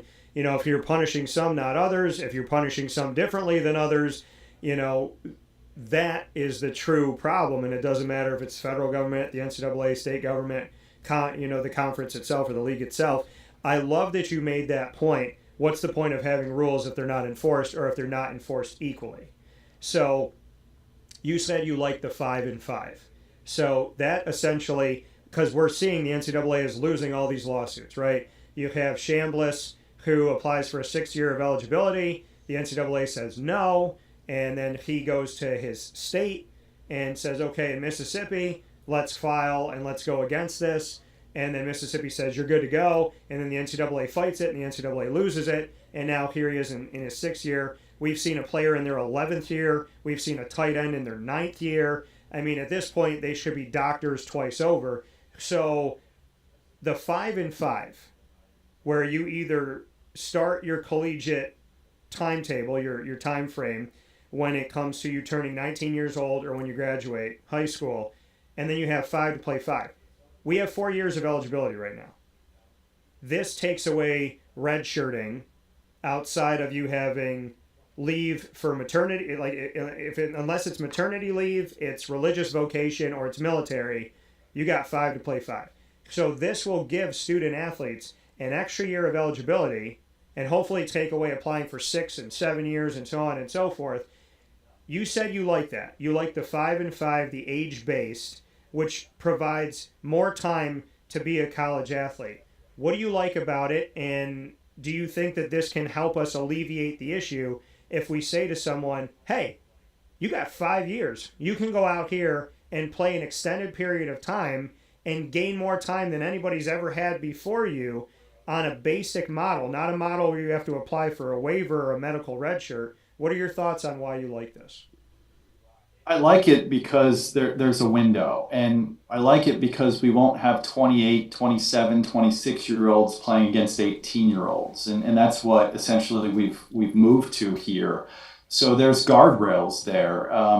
Every single organization, if you think about it, from Little League Baseball to high school to the professionals, have some sort of age limit or parameters of when you can enter the draft, or you graduate from Little League to Pony, or whatever that may be in terms of high school and the way that looks. I tore my ACL my junior year of high school playing basketball. I didn't get another year from the West Virginia Collegiate or the High School Athletic Association. It didn't exist. So I think that's why the extra year, the 5th year, will hopefully help with some of those situations where people have injuries or have circumstances that they're dealing with. So they've got that extra year now built in, but we need some guardrails there. And in the current format, it's the Wild West with the waivers and the exceptions. There's an exception, we know, to every rule. So yeah. I think if this is going to work,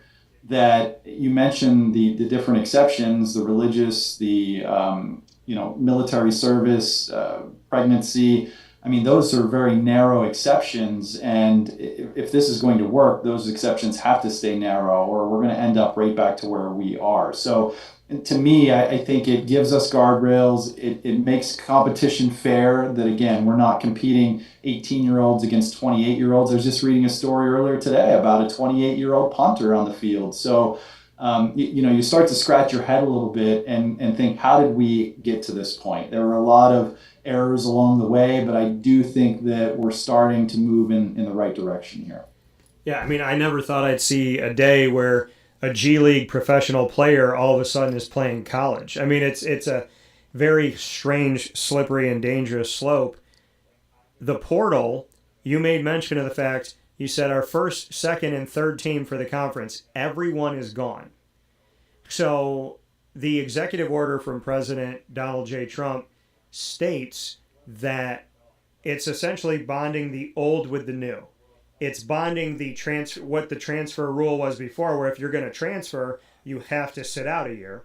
And it's bonding it with the Wild Wild West, where it's free agency every year. So they're saying, hey, the first time you transfer, you can go anywhere and play right away. But every time after that, you're sitting out a year to hopefully prevent 4 schools in 4 years, 5 schools in 4 years. I think one person had like 11 schools in 5 years because you commit and decommit and all this stuff.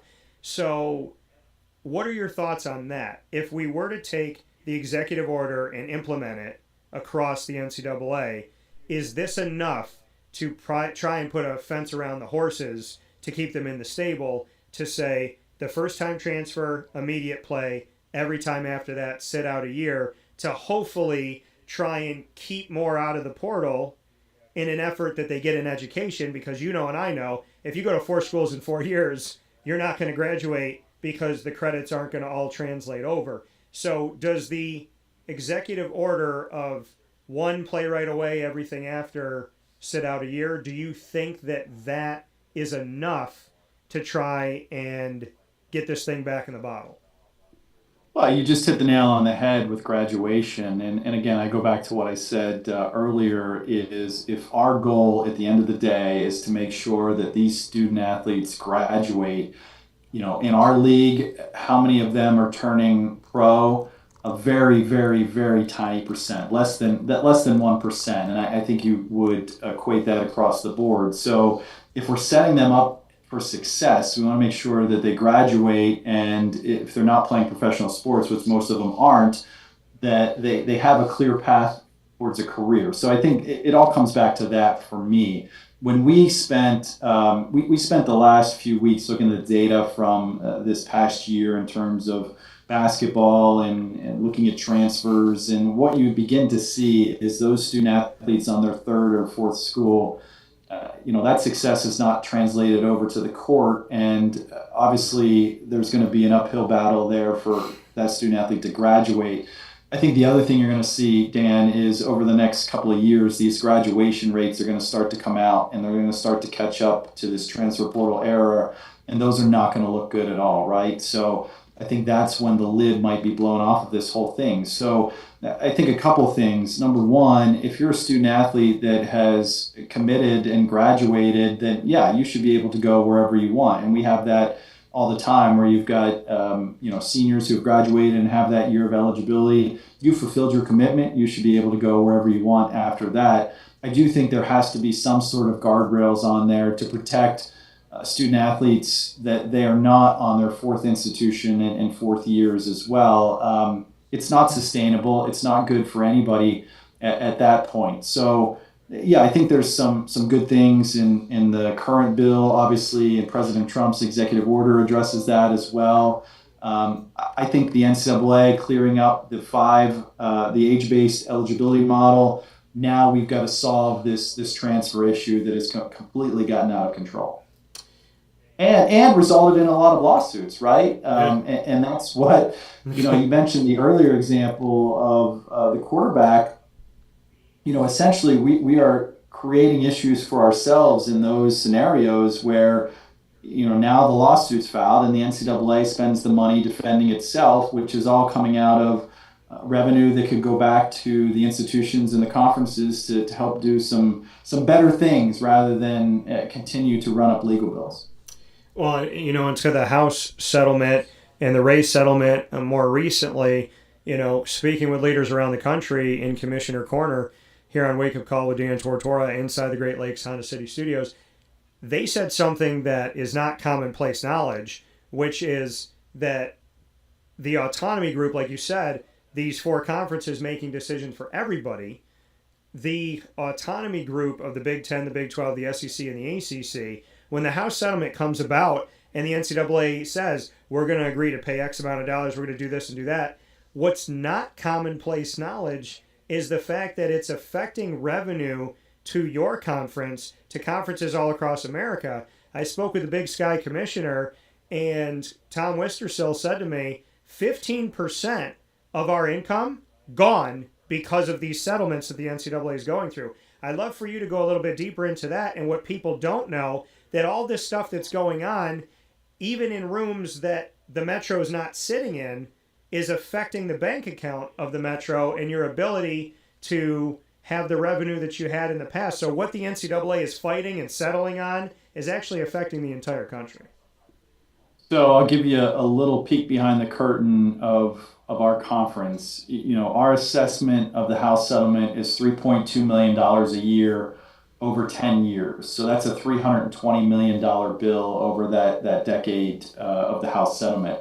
You mentioned the Ray settlement, which is the volunteer assistant coaches case that was just settled this past year. That's a $300 and plus million settlement, which equates to $1.5 million for the MAAC over 3 years. So this year, as we're receiving our distributions, those are being reduced by $4.7 million. And oh, by the way, all of our institutions have to pay to opt into the House settlement and the costs that are associated with the cap management program and NIL Go. So when you add all of that together, that's a $5 million hit to the conference and its member institutions. Now, we've been very fortunate to have success in basketball over the past couple of years with St. Peter's run to the Elite Eight and earning those units, and Mount St. Mary's win in the first four, back in 2025 and earning those units. But essentially, that money starts to evaporate due to these settlements. So again, I go back to a lot of the funds that are coming that you could earmark to do some pretty great things are now being sent, as part of litigation. And my fear is that as we keep going along here, if it's $4.7 million now, what's the next hit? And are we going to be able to sustain that body blow if it comes in the form of another $1 million plus settlement? So then the question becomes, you're a conference that doesn't sponsor football. Do you believe that the right place to go is to have the autonomy group either break away as those four conferences, which now have 18, 18, 16, and 16. But if you look at the ACC for football, you got to take Notre Dame out of it. So you have 18 and 17 there, which is 35. And then you have 32 with the other two. So that's 67 conferences. Do you believe, with almost 70 involved in FBS football, just amongst those four conferences, is there a world where the FBS has to detach itself in all 10 of those conferences? Is it the A4? How do we lighten the financial blow, and how do we sustain Division I athletics at the NCAA level? Does it need to be a separation of the A4 or a separation completely of the FBS?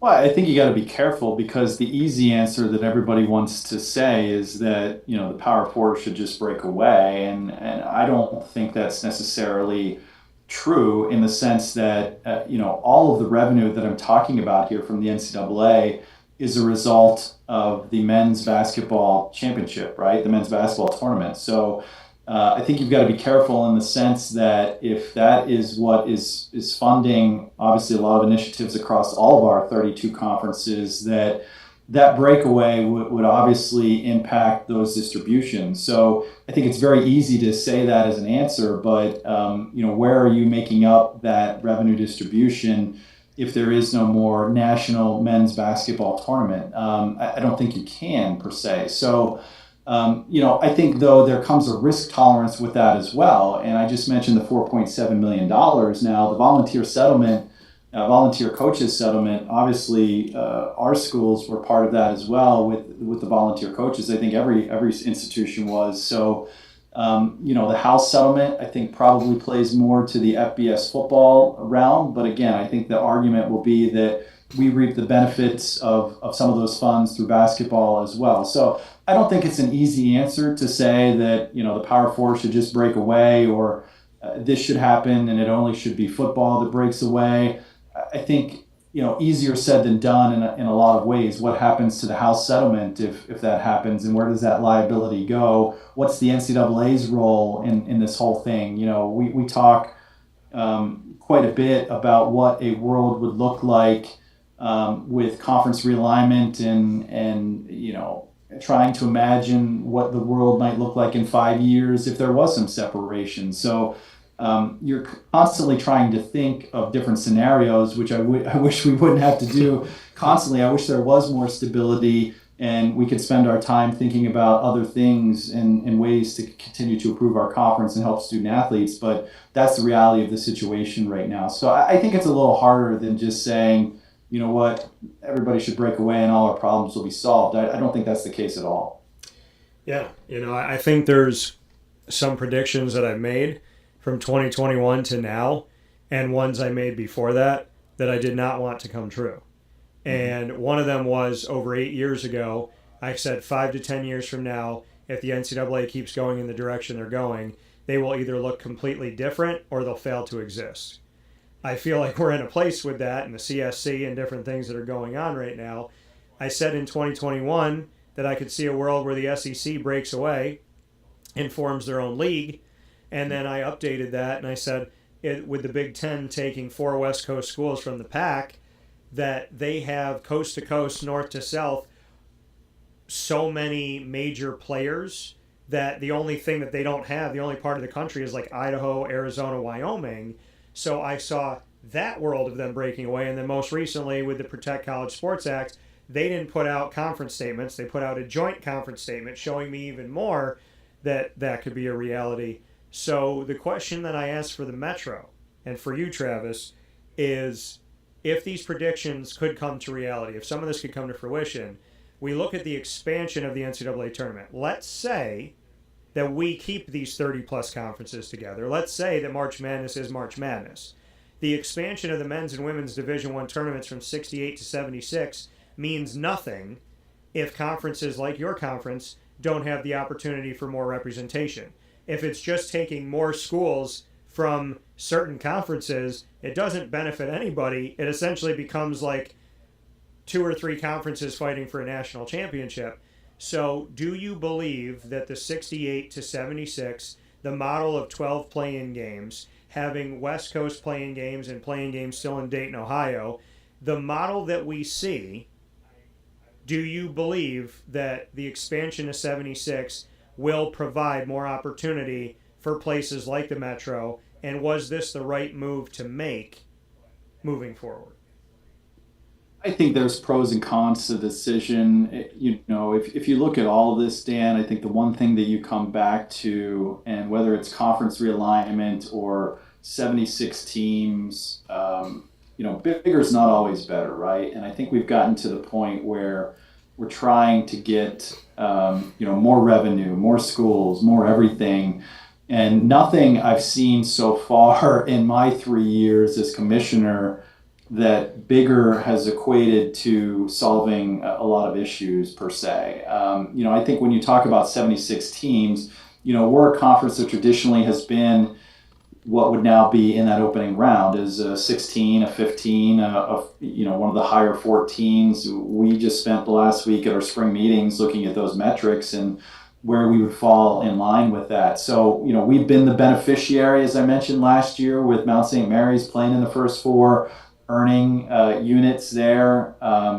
Without those units, I think we'd be in a much different situation with $4.7 million reduction. So again, I think there's some benefit there. However, as commissioner, my goal is to not be in that opening round. I think for our schools, it's how do we position ourselves to be a 12, be a 13. That's easier said than done in this landscape. When you're talking about NIL, when you're talking about schools buying games, when you're talking about, guarantee games being used to fund some of that NIL budget, when you start to put all those different variables together, It gets very hard to become a 12 or a 13 seed. So, if you are in that opening round, I think you've got to do the best to position yourselves to be able to win that game. You start looking at conference schedule, and this is the discussion we had last week in Lake George. Is 20 the right number of conference games? Should it be higher? Should it be lower?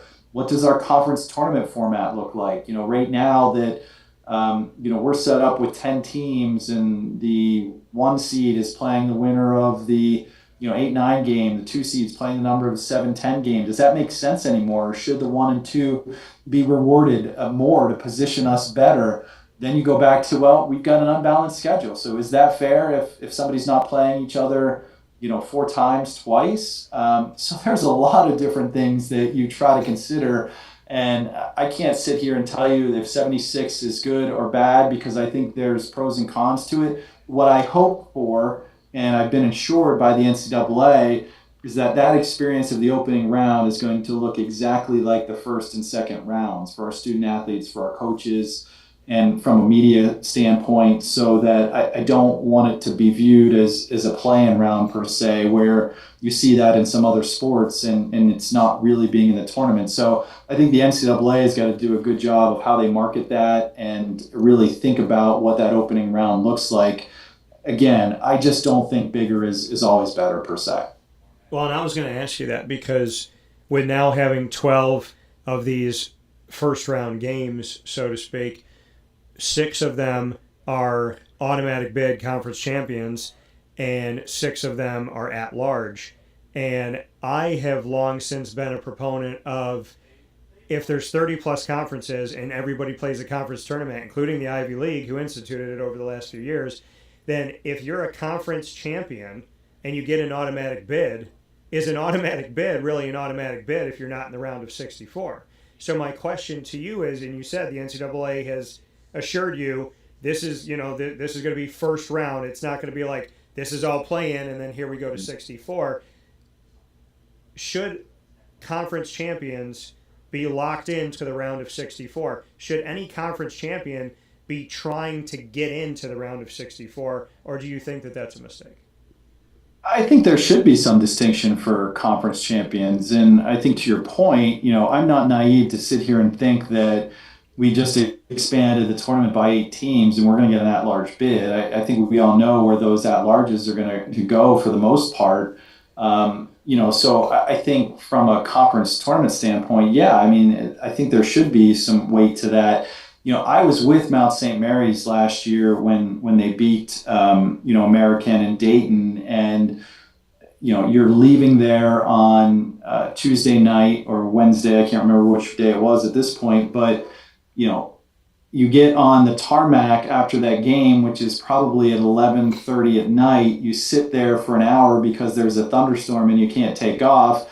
You fly over to Charlotte, which is not a very long flight, but by the time you land, it's 3:30 in the morning. You check into the hotel, you get your keys set. Now you're talking about 4:00 in the morning, and they've got to go to practice the next day. So there is definitely a disadvantage of playing in that opening round from a travel and rest standpoint, that you're getting somebody that is already at the location and is sleeping a full probably 8 to 10 hours while you're traveling and jet setting across the country trying to get to your destination. So you're already at a disadvantage there, whether you won $2 million or not. If the goal is, again, to continue to advance in the next round of the tournament and go to the second round, the Sweet 16, the Elite 8, and the Final Four, you're already behind the 8 ball there.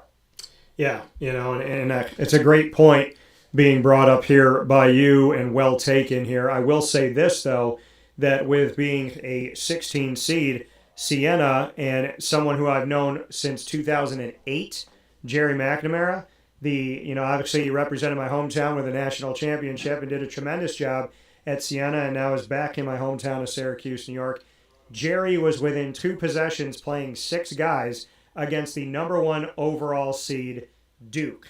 So we've already seen what your conference, the Metro, can do historically. And before we jump into our final piece, I do want to make note of this, is that looking at your members, Canisius, Fairfield, Iona, Manhattan, Marist, Merrimack, Mount St. Mary's, Niagara, Quinnipiac, Ryder, Sacred Heart, St. Peter's, and Siena, looking at these institutions, as well as having associate members that have included LaSalle, Long Island University, Villanova, Virginia Military Institute, and Wagner, when we look at those pieces, as well as Drake, Jacksonville, LIU, Robert Morris, and Stetson, when we talk about women's rowing with those teams starting with Drake, and then before that, women's water polo, University at Albany, a member in women's golf. So we do have these associate members in women's athletics, and then you have your 13 core. You added Merrimack and you added Sacred Heart recently, coming from the NEC. What have they done for the strength of your conference, and what can you say about your 13 member institutions and how you would define the Metro moving forward? Yeah, I think I mentioned this earlier. I was 3 months into the job when we added MAAC and Sacred Heart, and I felt that was really important with, again, living conference realignment pretty hard in the OVC, that you don't know if you're going to lose members from the top or maybe even the bottom in some cases. So I felt it was really necessary to make sure that we were strong from a membership standpoint. 13 is the highest number of members that we've ever been at in terms of a conference. I think what both of those institutions brought to the table and why they were so attractive is because they are schools that see the importance of Division I athletics, and they're investing in it. And I think from a commissioner's standpoint, that's probably the best that you can ask for, that you've got schools that are willing to invest, whether that's into revenue share, facilities, scholarships, coaching. That makes a big difference. And I think it helps raise the bar, not only with those two members, but across the board. So if you look at it, they've done very well so far in the MAAC. MAAC with basketball in the championship game this year has done an excellent job on the men's basketball side. The women's basketball side was in the postseason. From an Olympic sports standpoint, have obviously been competitive. Sacred Heart, in men's lacrosse, and have won in other Olympic sports as well. So I think they've helped raise the bar, and that's something that, from our seat as commissioners, that you never stop thinking about conference realignment and how do you continue to get stronger, but also being realistic, I think. And we talked a lot about what's wrong with college athletics right now, and I think one of the biggest pieces that's wrong is that we've gone away from regionality. And any member that we're going to add is going to be a drive from another member. And I think that's really important, that we're not, taking a plane to go play a women's soccer game or a volleyball match or a lacrosse match in the middle of the week. That's something that I feel really strongly about, and I think we've lost that in college athletics, which has really hurt. When you spend money on travel, you don't get that back. It's not a facility, it's not a scholarship. You're not investing in people. You're investing in getting it from point A to point B. So MAAC, Sacred Heart have been great additions. I think with our rebrand, we're constantly trying to raise the bar in the conference, continuing to move forward, and I think we just want to show that we have a lot to offer here in the conference, and we're excited about the future. And what I love about it is, as I'm reading off those 13 full members of the Metro Conference, there's symmetry, there's connection. It makes sense too, like you said, being a conference that cares about your footprint and cares about your travel. There are some conferences who play conference matchups that are 2,600 miles apart. So, well, you just said a line, when we went through our strategic plan and you talk about what unites us all, and we're all private schools. Yeah. We are very similar in terms of mission, but it kept coming back, and you just said the line is, we make sense geographically, academically, from a mission standpoint, we make sense. And I think that's what we've lost in college athletics, is you've got some combinations that don't make sense anymore. Amen to that. Well, I'll tell you something that makes sense to me, and it's the final thing that we'll do here, Travis. Commissioners never get to ask questions. You always get asked the questions. So I'm going to do something here on the show that we call rapid fire, and I flip the script. I don't know broadcasters besides me that do this, but I'm going to let you put me on the hot seat. You get a trio of questions. Use them wisely, because you never get to ask questions. It could be any topic, doesn't have to be sports, whatever you want. But you have 3 questions to ask me, and I have to answer them. Okay, well, I'm not prepared for this, so I'm going to have to go off the cuff. I think my first question would be, and I guess it can't be a two-parter, but what do you see as the biggest issue right now in college athletics, and what solution would you provide to fix it? It's kind of a two-parter. Yeah, I would say, and I appreciate the question, I would say that the biggest issue is we have created an individualistic society where we're playing team sports but focused on the individual. We are putting ourselves in situations where you have 2 guards on the team that don't both want to bring the ball up the floor, and you have a law office that's giving NIL to one, and you have a dealership that's giving NIL to the other, as an example, and then you choose a starter. And Sienna says, here's our starting point guard. Well, guess what? The law office didn't get the starting point guard, so now they want to pull their money because they don't want commercials with the backup guy.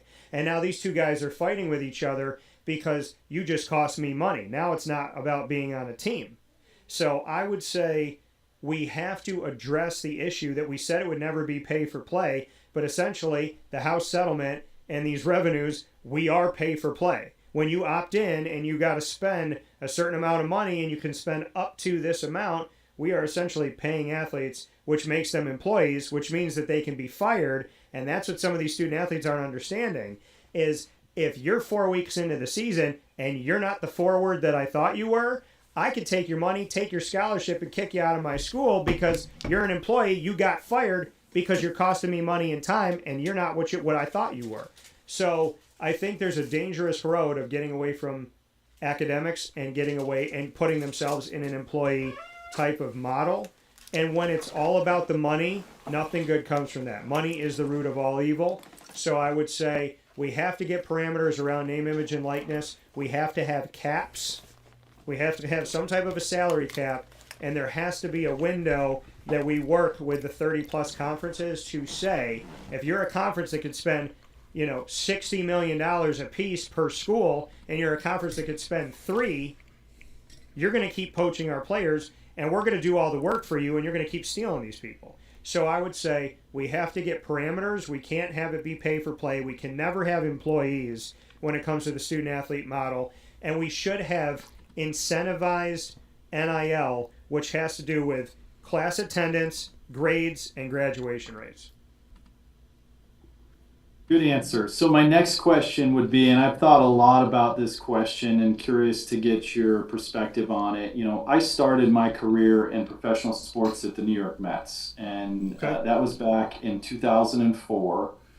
And I was there for a few seasons, and I think the entire time I was there was no debate about what the goal was. It was to win the World Series. It was to make money. Obviously, you've got a bottom line. But it was pretty clear what the expectations were, right?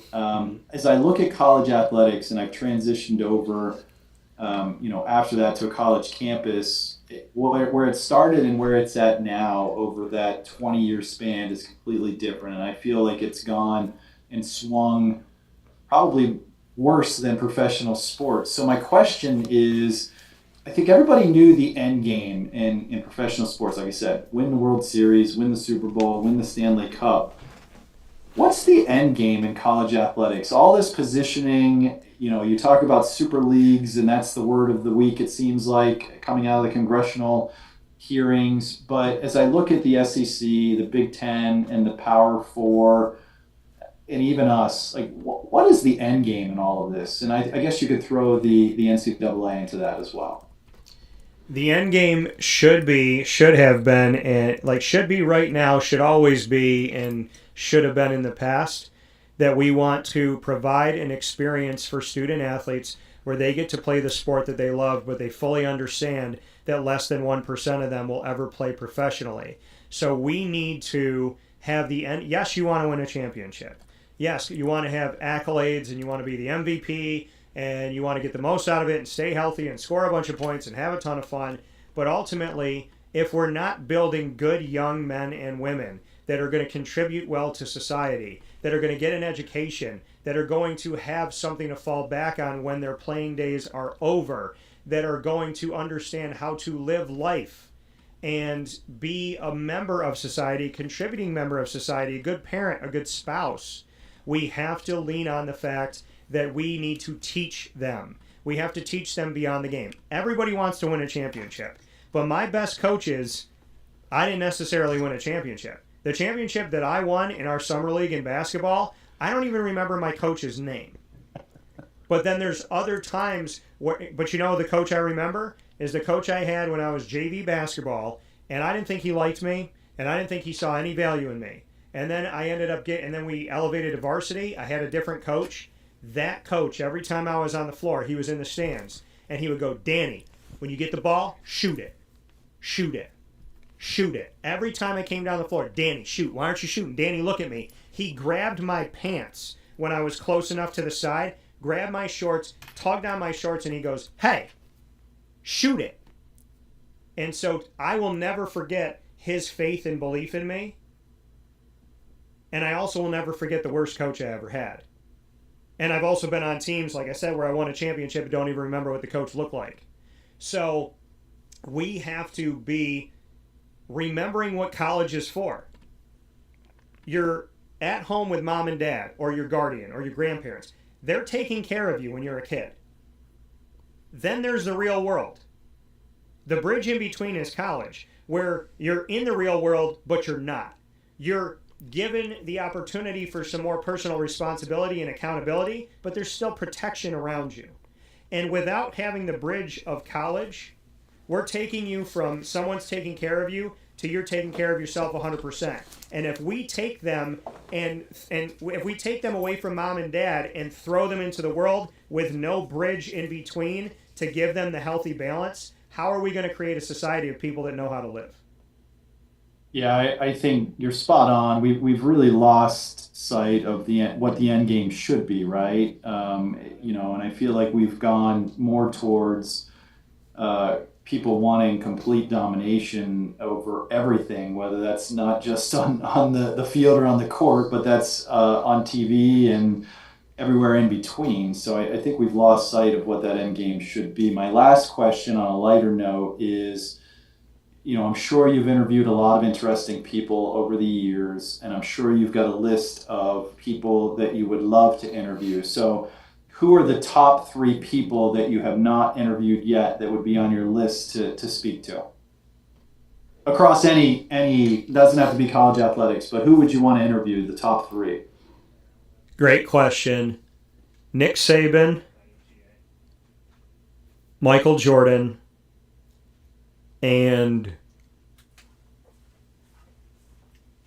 Nick Saban, Michael Jordan. Nick Saban because arguably the greatest ever, and I think he truly cares about the future of athletics.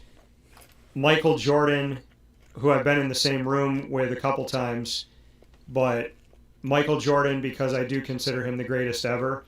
And when people tell me... A little more quiet, though. He's a little quiet. Yeah, he is, but I would say I like the challenge of being able to get somebody to feel comfortable and safe and talk, because they are. And I mean, I could tell you this, we've been talking for over an hour and I feel like we're in our first 15 minutes. I looked at the time here and I was like, oh my goodness. So I would say, getting Michael Jordan to open up, and then kind of in that same vein, I would say I would love the opportunity to speak with Mike Tyson, because I don't know if anyone has ever told his story where he felt like he was safe and he could breathe. I feel like his story has always been, we're gonna write the story and then force you to answer, and you're the villain, as opposed to, do we actually know who Mike Tyson is and who he was as a child? And I would love the opportunity to allow Mike to be emotional, honest, real, and to, for once in his life, not think that someone's just trying to force him into an angle. Yeah, those are 3 great ones. We have our basketball championships at Boardwalk Hall in Atlantic City. A ton of history there, and a ton of photos on the wall of Mike Tyson. Some very famous fights there, and you forget. And I remember this. When I worked at the Mets, going to the Garden one time for one of those big boxing matches, and what spectacles those used to be, right? So every time I'm in Boardwalk Hall, I'm reminded what boxing used to mean at some point in time.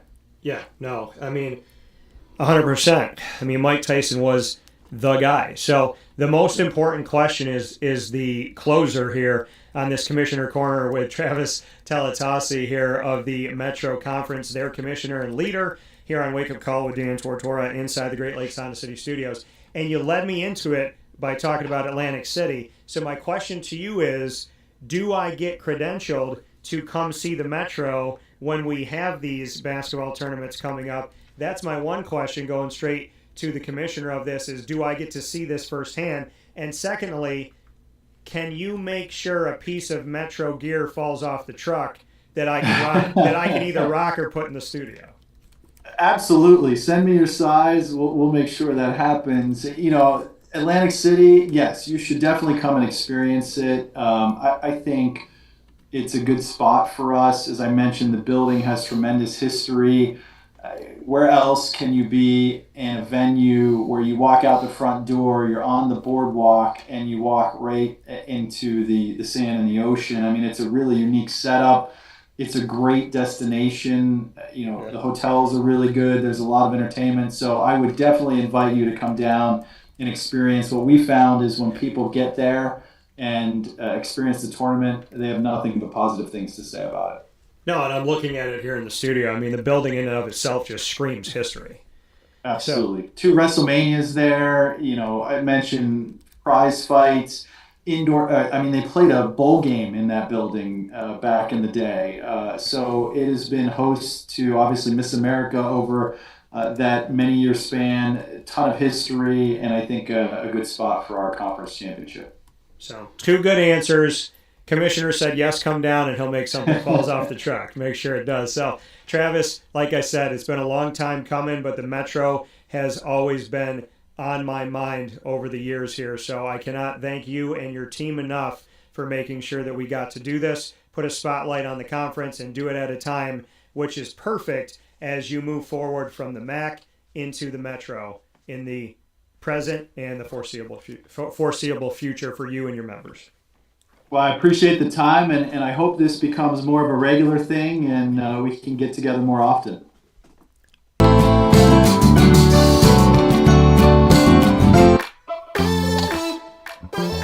Hi, this is Chris Rauda. And Colleen Rakowski from Gray's Craze of Clay. It's a fun, innovative, upscale catering solution. We've turned eating into a whole new experience. Each of our boards is packed with delicious mix of artisan cheeses. We use premium cured meats, fresh fruits, nuts, and all of the sweet touches that really bring out the best in every perfect bite. We offer something as small as a grab and go that feeds 1, maybe 2 people, to our large board that can serve anywhere up to 25, 28 people. So we have the ability to really meet and hopefully exceed all of our customers' expectations when it comes to the different varieties of things that we have. Charcuterie boards or boxes are healthy, fresh, delicious. They're made to order. We're baking the breads here daily. We're baking the cookies here daily. All of our dips are homemade, made in-house. All of our spreads are all made in-house. When you open that board or box that we have delivered or you have picked up, we want you to know that it was made with care and designed to completely elevate your event, celebration, or meeting. We've catered parties and events for up to 300 people. So if you're walking in to grab something for lunch or something for date night or movie night, that's great too. Our events go from you eating in the car on the way home to a catering event in a rehearsal dinner or a cocktail hour or a party. When we do, again, know what the event is, specifically for a wedding, we like to schedule tastings so the bride and groom can come in and see what we have to offer, and we can then, as we talk, to try to understand what they're looking for, what the venue's like. We do like to have that one-on-one interaction when it comes to catering bigger events. Our address is 4599 State Route 31, Suite 5 in Clay, New York. We're on the corner of Route 31 and Henry Clay at Clay Marketplace. You can order on the phone by calling area code 315-409-4171 or online at grayscraze.com/clay-ny. Come visit us at Gray's Craze of Clay, New York, where we want you to celebrate everything. Hey everybody, this is Rockney Roberts from Willow Rock Brewing Company. We are here in Cicero at the Willow Rock Pizza Pub. And I'm Kevin Williams, also from Willow Rock Brewing Company. Happy to be here and happy to be partnering with CNS and Dan Tortora. You want some place where you can feel comfortable and hopefully ingratiate yourself with the community. And Kevin, he grew up right down the road from here. I grew up in Brewerton, so not too far away. We know the area, we know the people, they're great, and we were just really excited to be able to come to the area. Yeah, and having the opportunity to meet some of these coaches, some of the people in general already, and seeing the CNS colors kind of around, and already partnering on a smaller level with individual teams really made this make sense to us to really formalize kind of a partnership. partnership with the school and get this rolling. Willow Rock to me has always been about high quality beverages, high quality experiences, and now high quality food in our pizza pub. That was something new for us when we came to Cicero. Right from the drop, we knew we were going to have a focus on the highest quality food to go with our high quality beer. At the Willow Rock Pizza Pub, you're getting high quality, hand cut, top notch ingredients. We're open for lunch. That's a really important thing for us, is to be able to get that person in here like, hey, you only got 30 minutes for lunch, but we're gonna have something for you that you can get quickly and available to everybody. Yeah, we wanted something that was just a little bit outside the box, a little bit outside of comfort zone, but still something that you could rely on to be consistent and easy to look at and easy to be like, oh, I can see myself eating this. I can see myself wanting to have that more than once. Eating a whole pizza like our beef on weck pizza, I've never seen one anywhere. It's just a great ideas, great inspiration across the board. We're their spot to stop. We're their friendly neighborhood watering hole, as well as pizza place and place to stop for a restaurant. Not just beer drinkers here. We've got wines, we got cocktails, we got non-alcoholic stuff for the kids. The location is more important today than it ever has been before, and we're lucky enough to be here in Cicero. The Willow Rock Pizza Pub is a place where you can bring your family. You can come in, you can grab a soda, you can relax. You can come after a game, before a game, your parents, your grandparents. Our goal is to make sure that everyone's comfortable here. We want students, we want athletes, we want your coaches. It's going to be a good time. So come here, enjoy the high quality food, high quality beverage that we're going to offer to everybody. And hey, go North Stars. We're so happy to have the North Stars. We are very much a kid-friendly establishment. We have tons of space outside for everybody to be playing outside, as well as listening to live music, enjoying some pizza. The Willow Rock Pizza Pub is open 6 days a week here in Cicero. That is Tuesday through Sunday. And our website is willowrockbrew.com, and our socials are at Willow Rock Brew. So find us on the net, find us in person. We'll see you soon.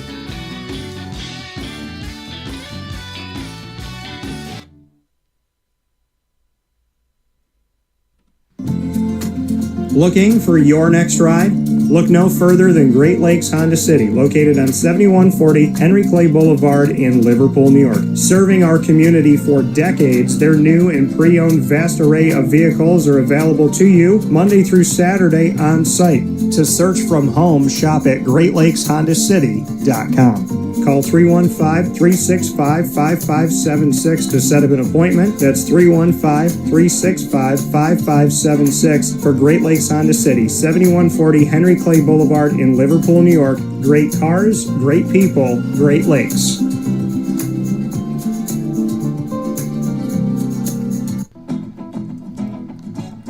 Hi, this is Amy from Mother's Cupboard, home of the whole frittata. We are open daily 6 a.m. to 1:30 p.m. For takeout orders, call 315-432-0942 and tune in to Wake Up Call with Dan Tortora for our monthly food challenge, and try our Wake Up Call signature menu item, available 7 days a week. Here at Mother's Cupboard, we are Central New York, and it's our honor to serve you. Ma and Pa's Kettle Corn and Popcorn Factory remind us that every day is worth celebrating at 201 7th North Street in Liverpool, New York. Open Monday through Saturday in-store and always online at maandpaspopcorn.com. Serving our Central New York community and beyond, order anywhere, anytime at maandpaspopcorn.com. Stop in to get a tin at Ma and Pa's on 201 7th North Street in Liverpool, New York to get your half-price refills for the rest of your life. Come to Ma and Pa's for your holiday gift giving for family, friends, employees, and clients. And remember, for fundraising and events, to call 315-450-6272. That's 315-450-6272. Ma and Pa's Kettle Corn and Popcorn Factory. How corny are you? This is Jimmer Sikowski, owner-operator of Chick-fil-A Cicero, 7916 Brewerton Road in Cicero, right in front of the Home Depot. I had a deep feeling that God wanted me to do something bigger with my life and to help people, help others. I kept putting Chick-fil-A in my life, and I realized as I was going through the franchise selection process that positively impacting the lives of others was really core to what we do here at Chick-fil-A. First of all, it starts with the food. The food is brought in fresh daily, and we bring in local produce, We prepare to order in the kitchen. We hand bread our chicken. We hand spin our milkshakes. It's great food. It doesn't taste like fast food. I think the second thing is the way people feel when they come in a Chick-fil-A restaurant. It's different. We try to treat people with intentional kindness here, which is very different and deeper than good customer service. And so I think it feels remarkable for most people to come in a Chick-fil-A restaurant. And then lastly, the impact that we try to have in the community is very different. It's a big part of the expectation of every operator of a Chick-fil-A restaurant is that they're actively engaged in their community, they're a leader in the community, and they're making a difference. When they realize that what we're striving to do is to shine a little light in their life, that's a very, very different experience than you will have in any other quick service restaurant. And it's that remarkable experience that I think people will emotionally connect with.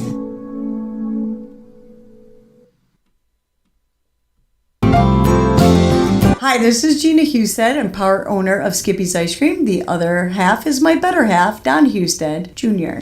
When somebody comes up to the truck and it's a family, it's nice that the older generation is nostalgic and they can tell the younger generation, back in my day, we used to have the truck around our neighborhood. So now you're lucky because the truck can come to your party, and you're lucky that this truck is at a festival and you're getting to buy the ice cream. And basically we're ice cream that comes to you now, specifically comes to you, not for you waiting for us, we're coming to you. We will do neighborhoods if you have a block party. We do birthdays, we do anniversaries, we do celebrations of life, we do wedding showers, we do festivals, we'll do corporate events, we have a lot of corporate picnics, we have family reunions, so it's a whole wide range of whatever party you have, we'd love to be at. We're so appreciative of the community, always coming up to us at festivals and calling us to have different events. We have a lot of return customers. We always have people coming up to our truck. We're always there for the community. We always try to give back to different organizations and fundraisers, and so I think the community sees that. We like to give back to them. This is where we live. This is where we were raised. This is where our kids were raised. So the community is very special to us. I mean, obviously we've lived here our whole lives, so it means a lot that they come up to our truck and that they choose us, because we're just there to please the community and deal with as many people as we can in this community, because this is, like I said, where we were born and raised. If you'd like to get in touch with Skippy's Ice Cream and have us at your next event, I would suggest using our email, skipthecake, skipthacake,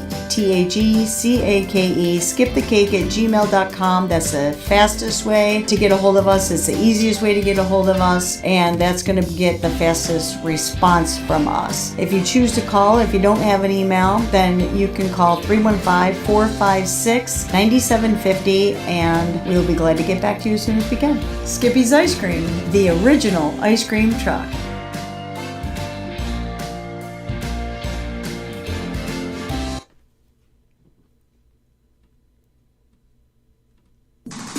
The Wildcat Sports Pub in Camillus, New York is located on 3680 Milton Avenue in the Home Depot Plaza. It is your family-friendly sports bar and restaurant. Folks, some sports bars aren't family-friendly. Some family-friendly restaurants are not sports bars. The Wildcat Sports Pub in Camillus, New York is proud to be both. It is that marriage that you've been looking for years. The Wildcat Sports Pub is your home base for your sports bar and restaurant needs, games for the kids, indoor and outdoor activities, and enough things on the menu to come back every single week and get to try something new. They're open Sundays from noon to 8 p.m., Monday through Wednesday, 11 a.m. to 11 p.m., and Thursday through Saturday from 11 a.m. to midnight. For reservations and party information, call 315-487-2222 for the Wildcat family-friendly sports pub and restaurant.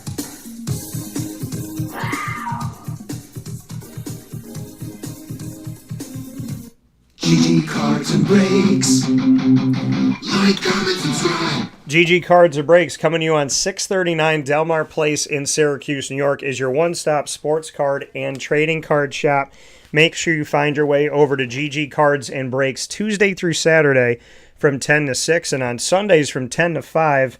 And of course, that's where you get to be a big kid, get closer to the teams you love, the players you love, and the games you love to play, as well as the characters within those games like Disney Lorcana, Magic the Gathering, Yu-Gi-Oh!, Pokemon, and One Piece. There's something about fanning the flame of a kid's spirit, and I don't think anybody does it better than GG Cards and Breaks. It starts with Josh and Anthony, and the memories just continue all throughout the year. We'll see you over at 639 Delmar Place in Syracuse, New York today.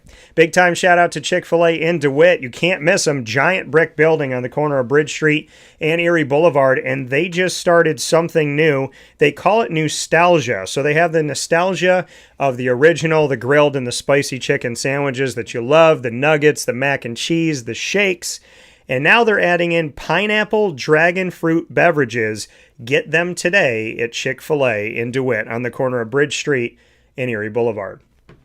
With that being said, here on Wake Up Call with Dan Tortora inside the Great Lakes Honda City Studios, I want to thank you for being with us up and down the East Coast, the Midwest, the West Coast, and all around the globe on YouTube.com and Facebook.com, both /WakeUpCallDT, and on internet streaming radio on WakeUpCallDT.mixlr.com. And a big time thanks to our wonderful places where you can find the show: Amazon Music, Audible, iHeartRadio, iTunes and Apple Podcasts, Player FM, Podbean, Podchaser.com, Podvine, Spotify, TuneIn, and YouTube. All you have to do is search Wake Up Call with Dan Tortora, or one word, Wake Up Call DT. And if you want to ask Alexa or your Google device to play the latest episode of Wake Up Call with Dan Tortora, they will do that for you as well.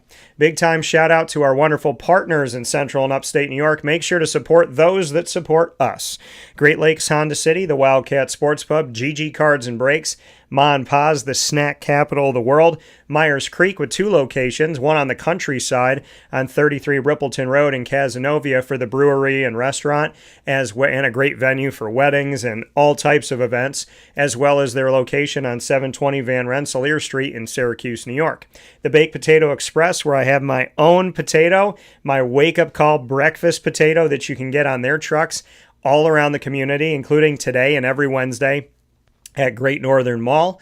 Big time thanks to Pizza Man, Chick-fil-A Cicero, Skippy's Ice Cream, Canine Camp Dog Daycare, Brian's Landing, Gray's Craze at Clay, New York, Game Point Sports Complex, the best indoor facility that we've had ever in Central and Upstate New York, for basketball, volleyball, floor hockey, field hockey, cheerleading, and more. Big time thanks to Chick-fil-A in DeWitt, Avicoli's, Willow Rock Pizza Pub and the Willow Rock Brewing Company, and Mother's Cupboard, where I have my own breakfast sandwich 7 days a week, 3709 James Street in Syracuse. Go and get the Cuse Mac Mother, bacon, egg, and cheese inside of 2 pieces of French toast. Cut it up and have it with some syrup. Pick it up and eat it like a sandwich right there, 7 days a week from 6 a.m. to 1:30 p.m.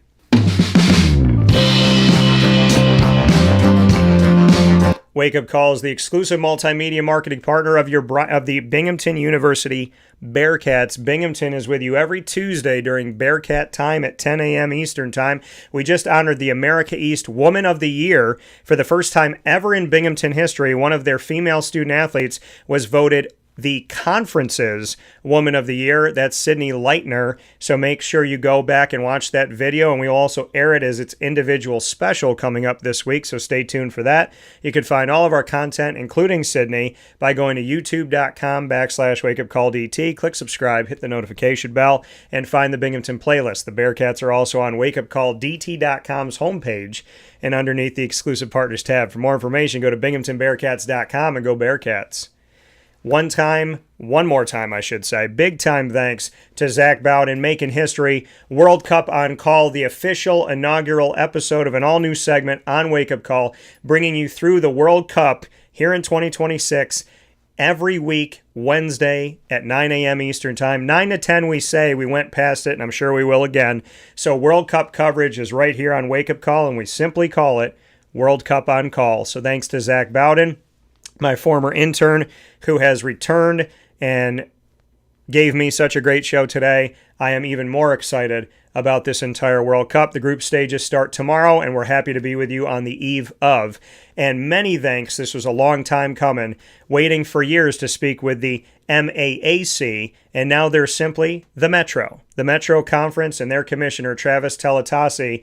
This was perfect timing. I was like, man, I really, really want to talk to the MAAC. And for the last few years, I've tried to set them up to put them on Commissioner Corner. But God being God, when does it come? Right after they announce their rebranding. Perfect timing for their message, their new logo, their new name, to have their commissioner right here on Wake Up Call. So his timing is always better than mine. Thanks to Travis, thanks to Zach, thanks to you. And you can find us all the time on Facebook at Wake Up Call DT, X at Call DT, and Instagram at Wake Up Call _DT. I will see you tonight, because Liverpool baseball has already won a Section 3 Class AAA championship, and now they're fighting for a state title. Well, in the midst of their quest for a state title, they're going to come have pizza with me. So we look forward to seeing you there tonight, Wednesday, June 10th at 6 p.m. at Avicoli's on 7839 Oswego Road in Liverpool, New York. In the meantime, from the Great Lakes Honda City Studios, God bless, no stress, do your best. We'll talk soon.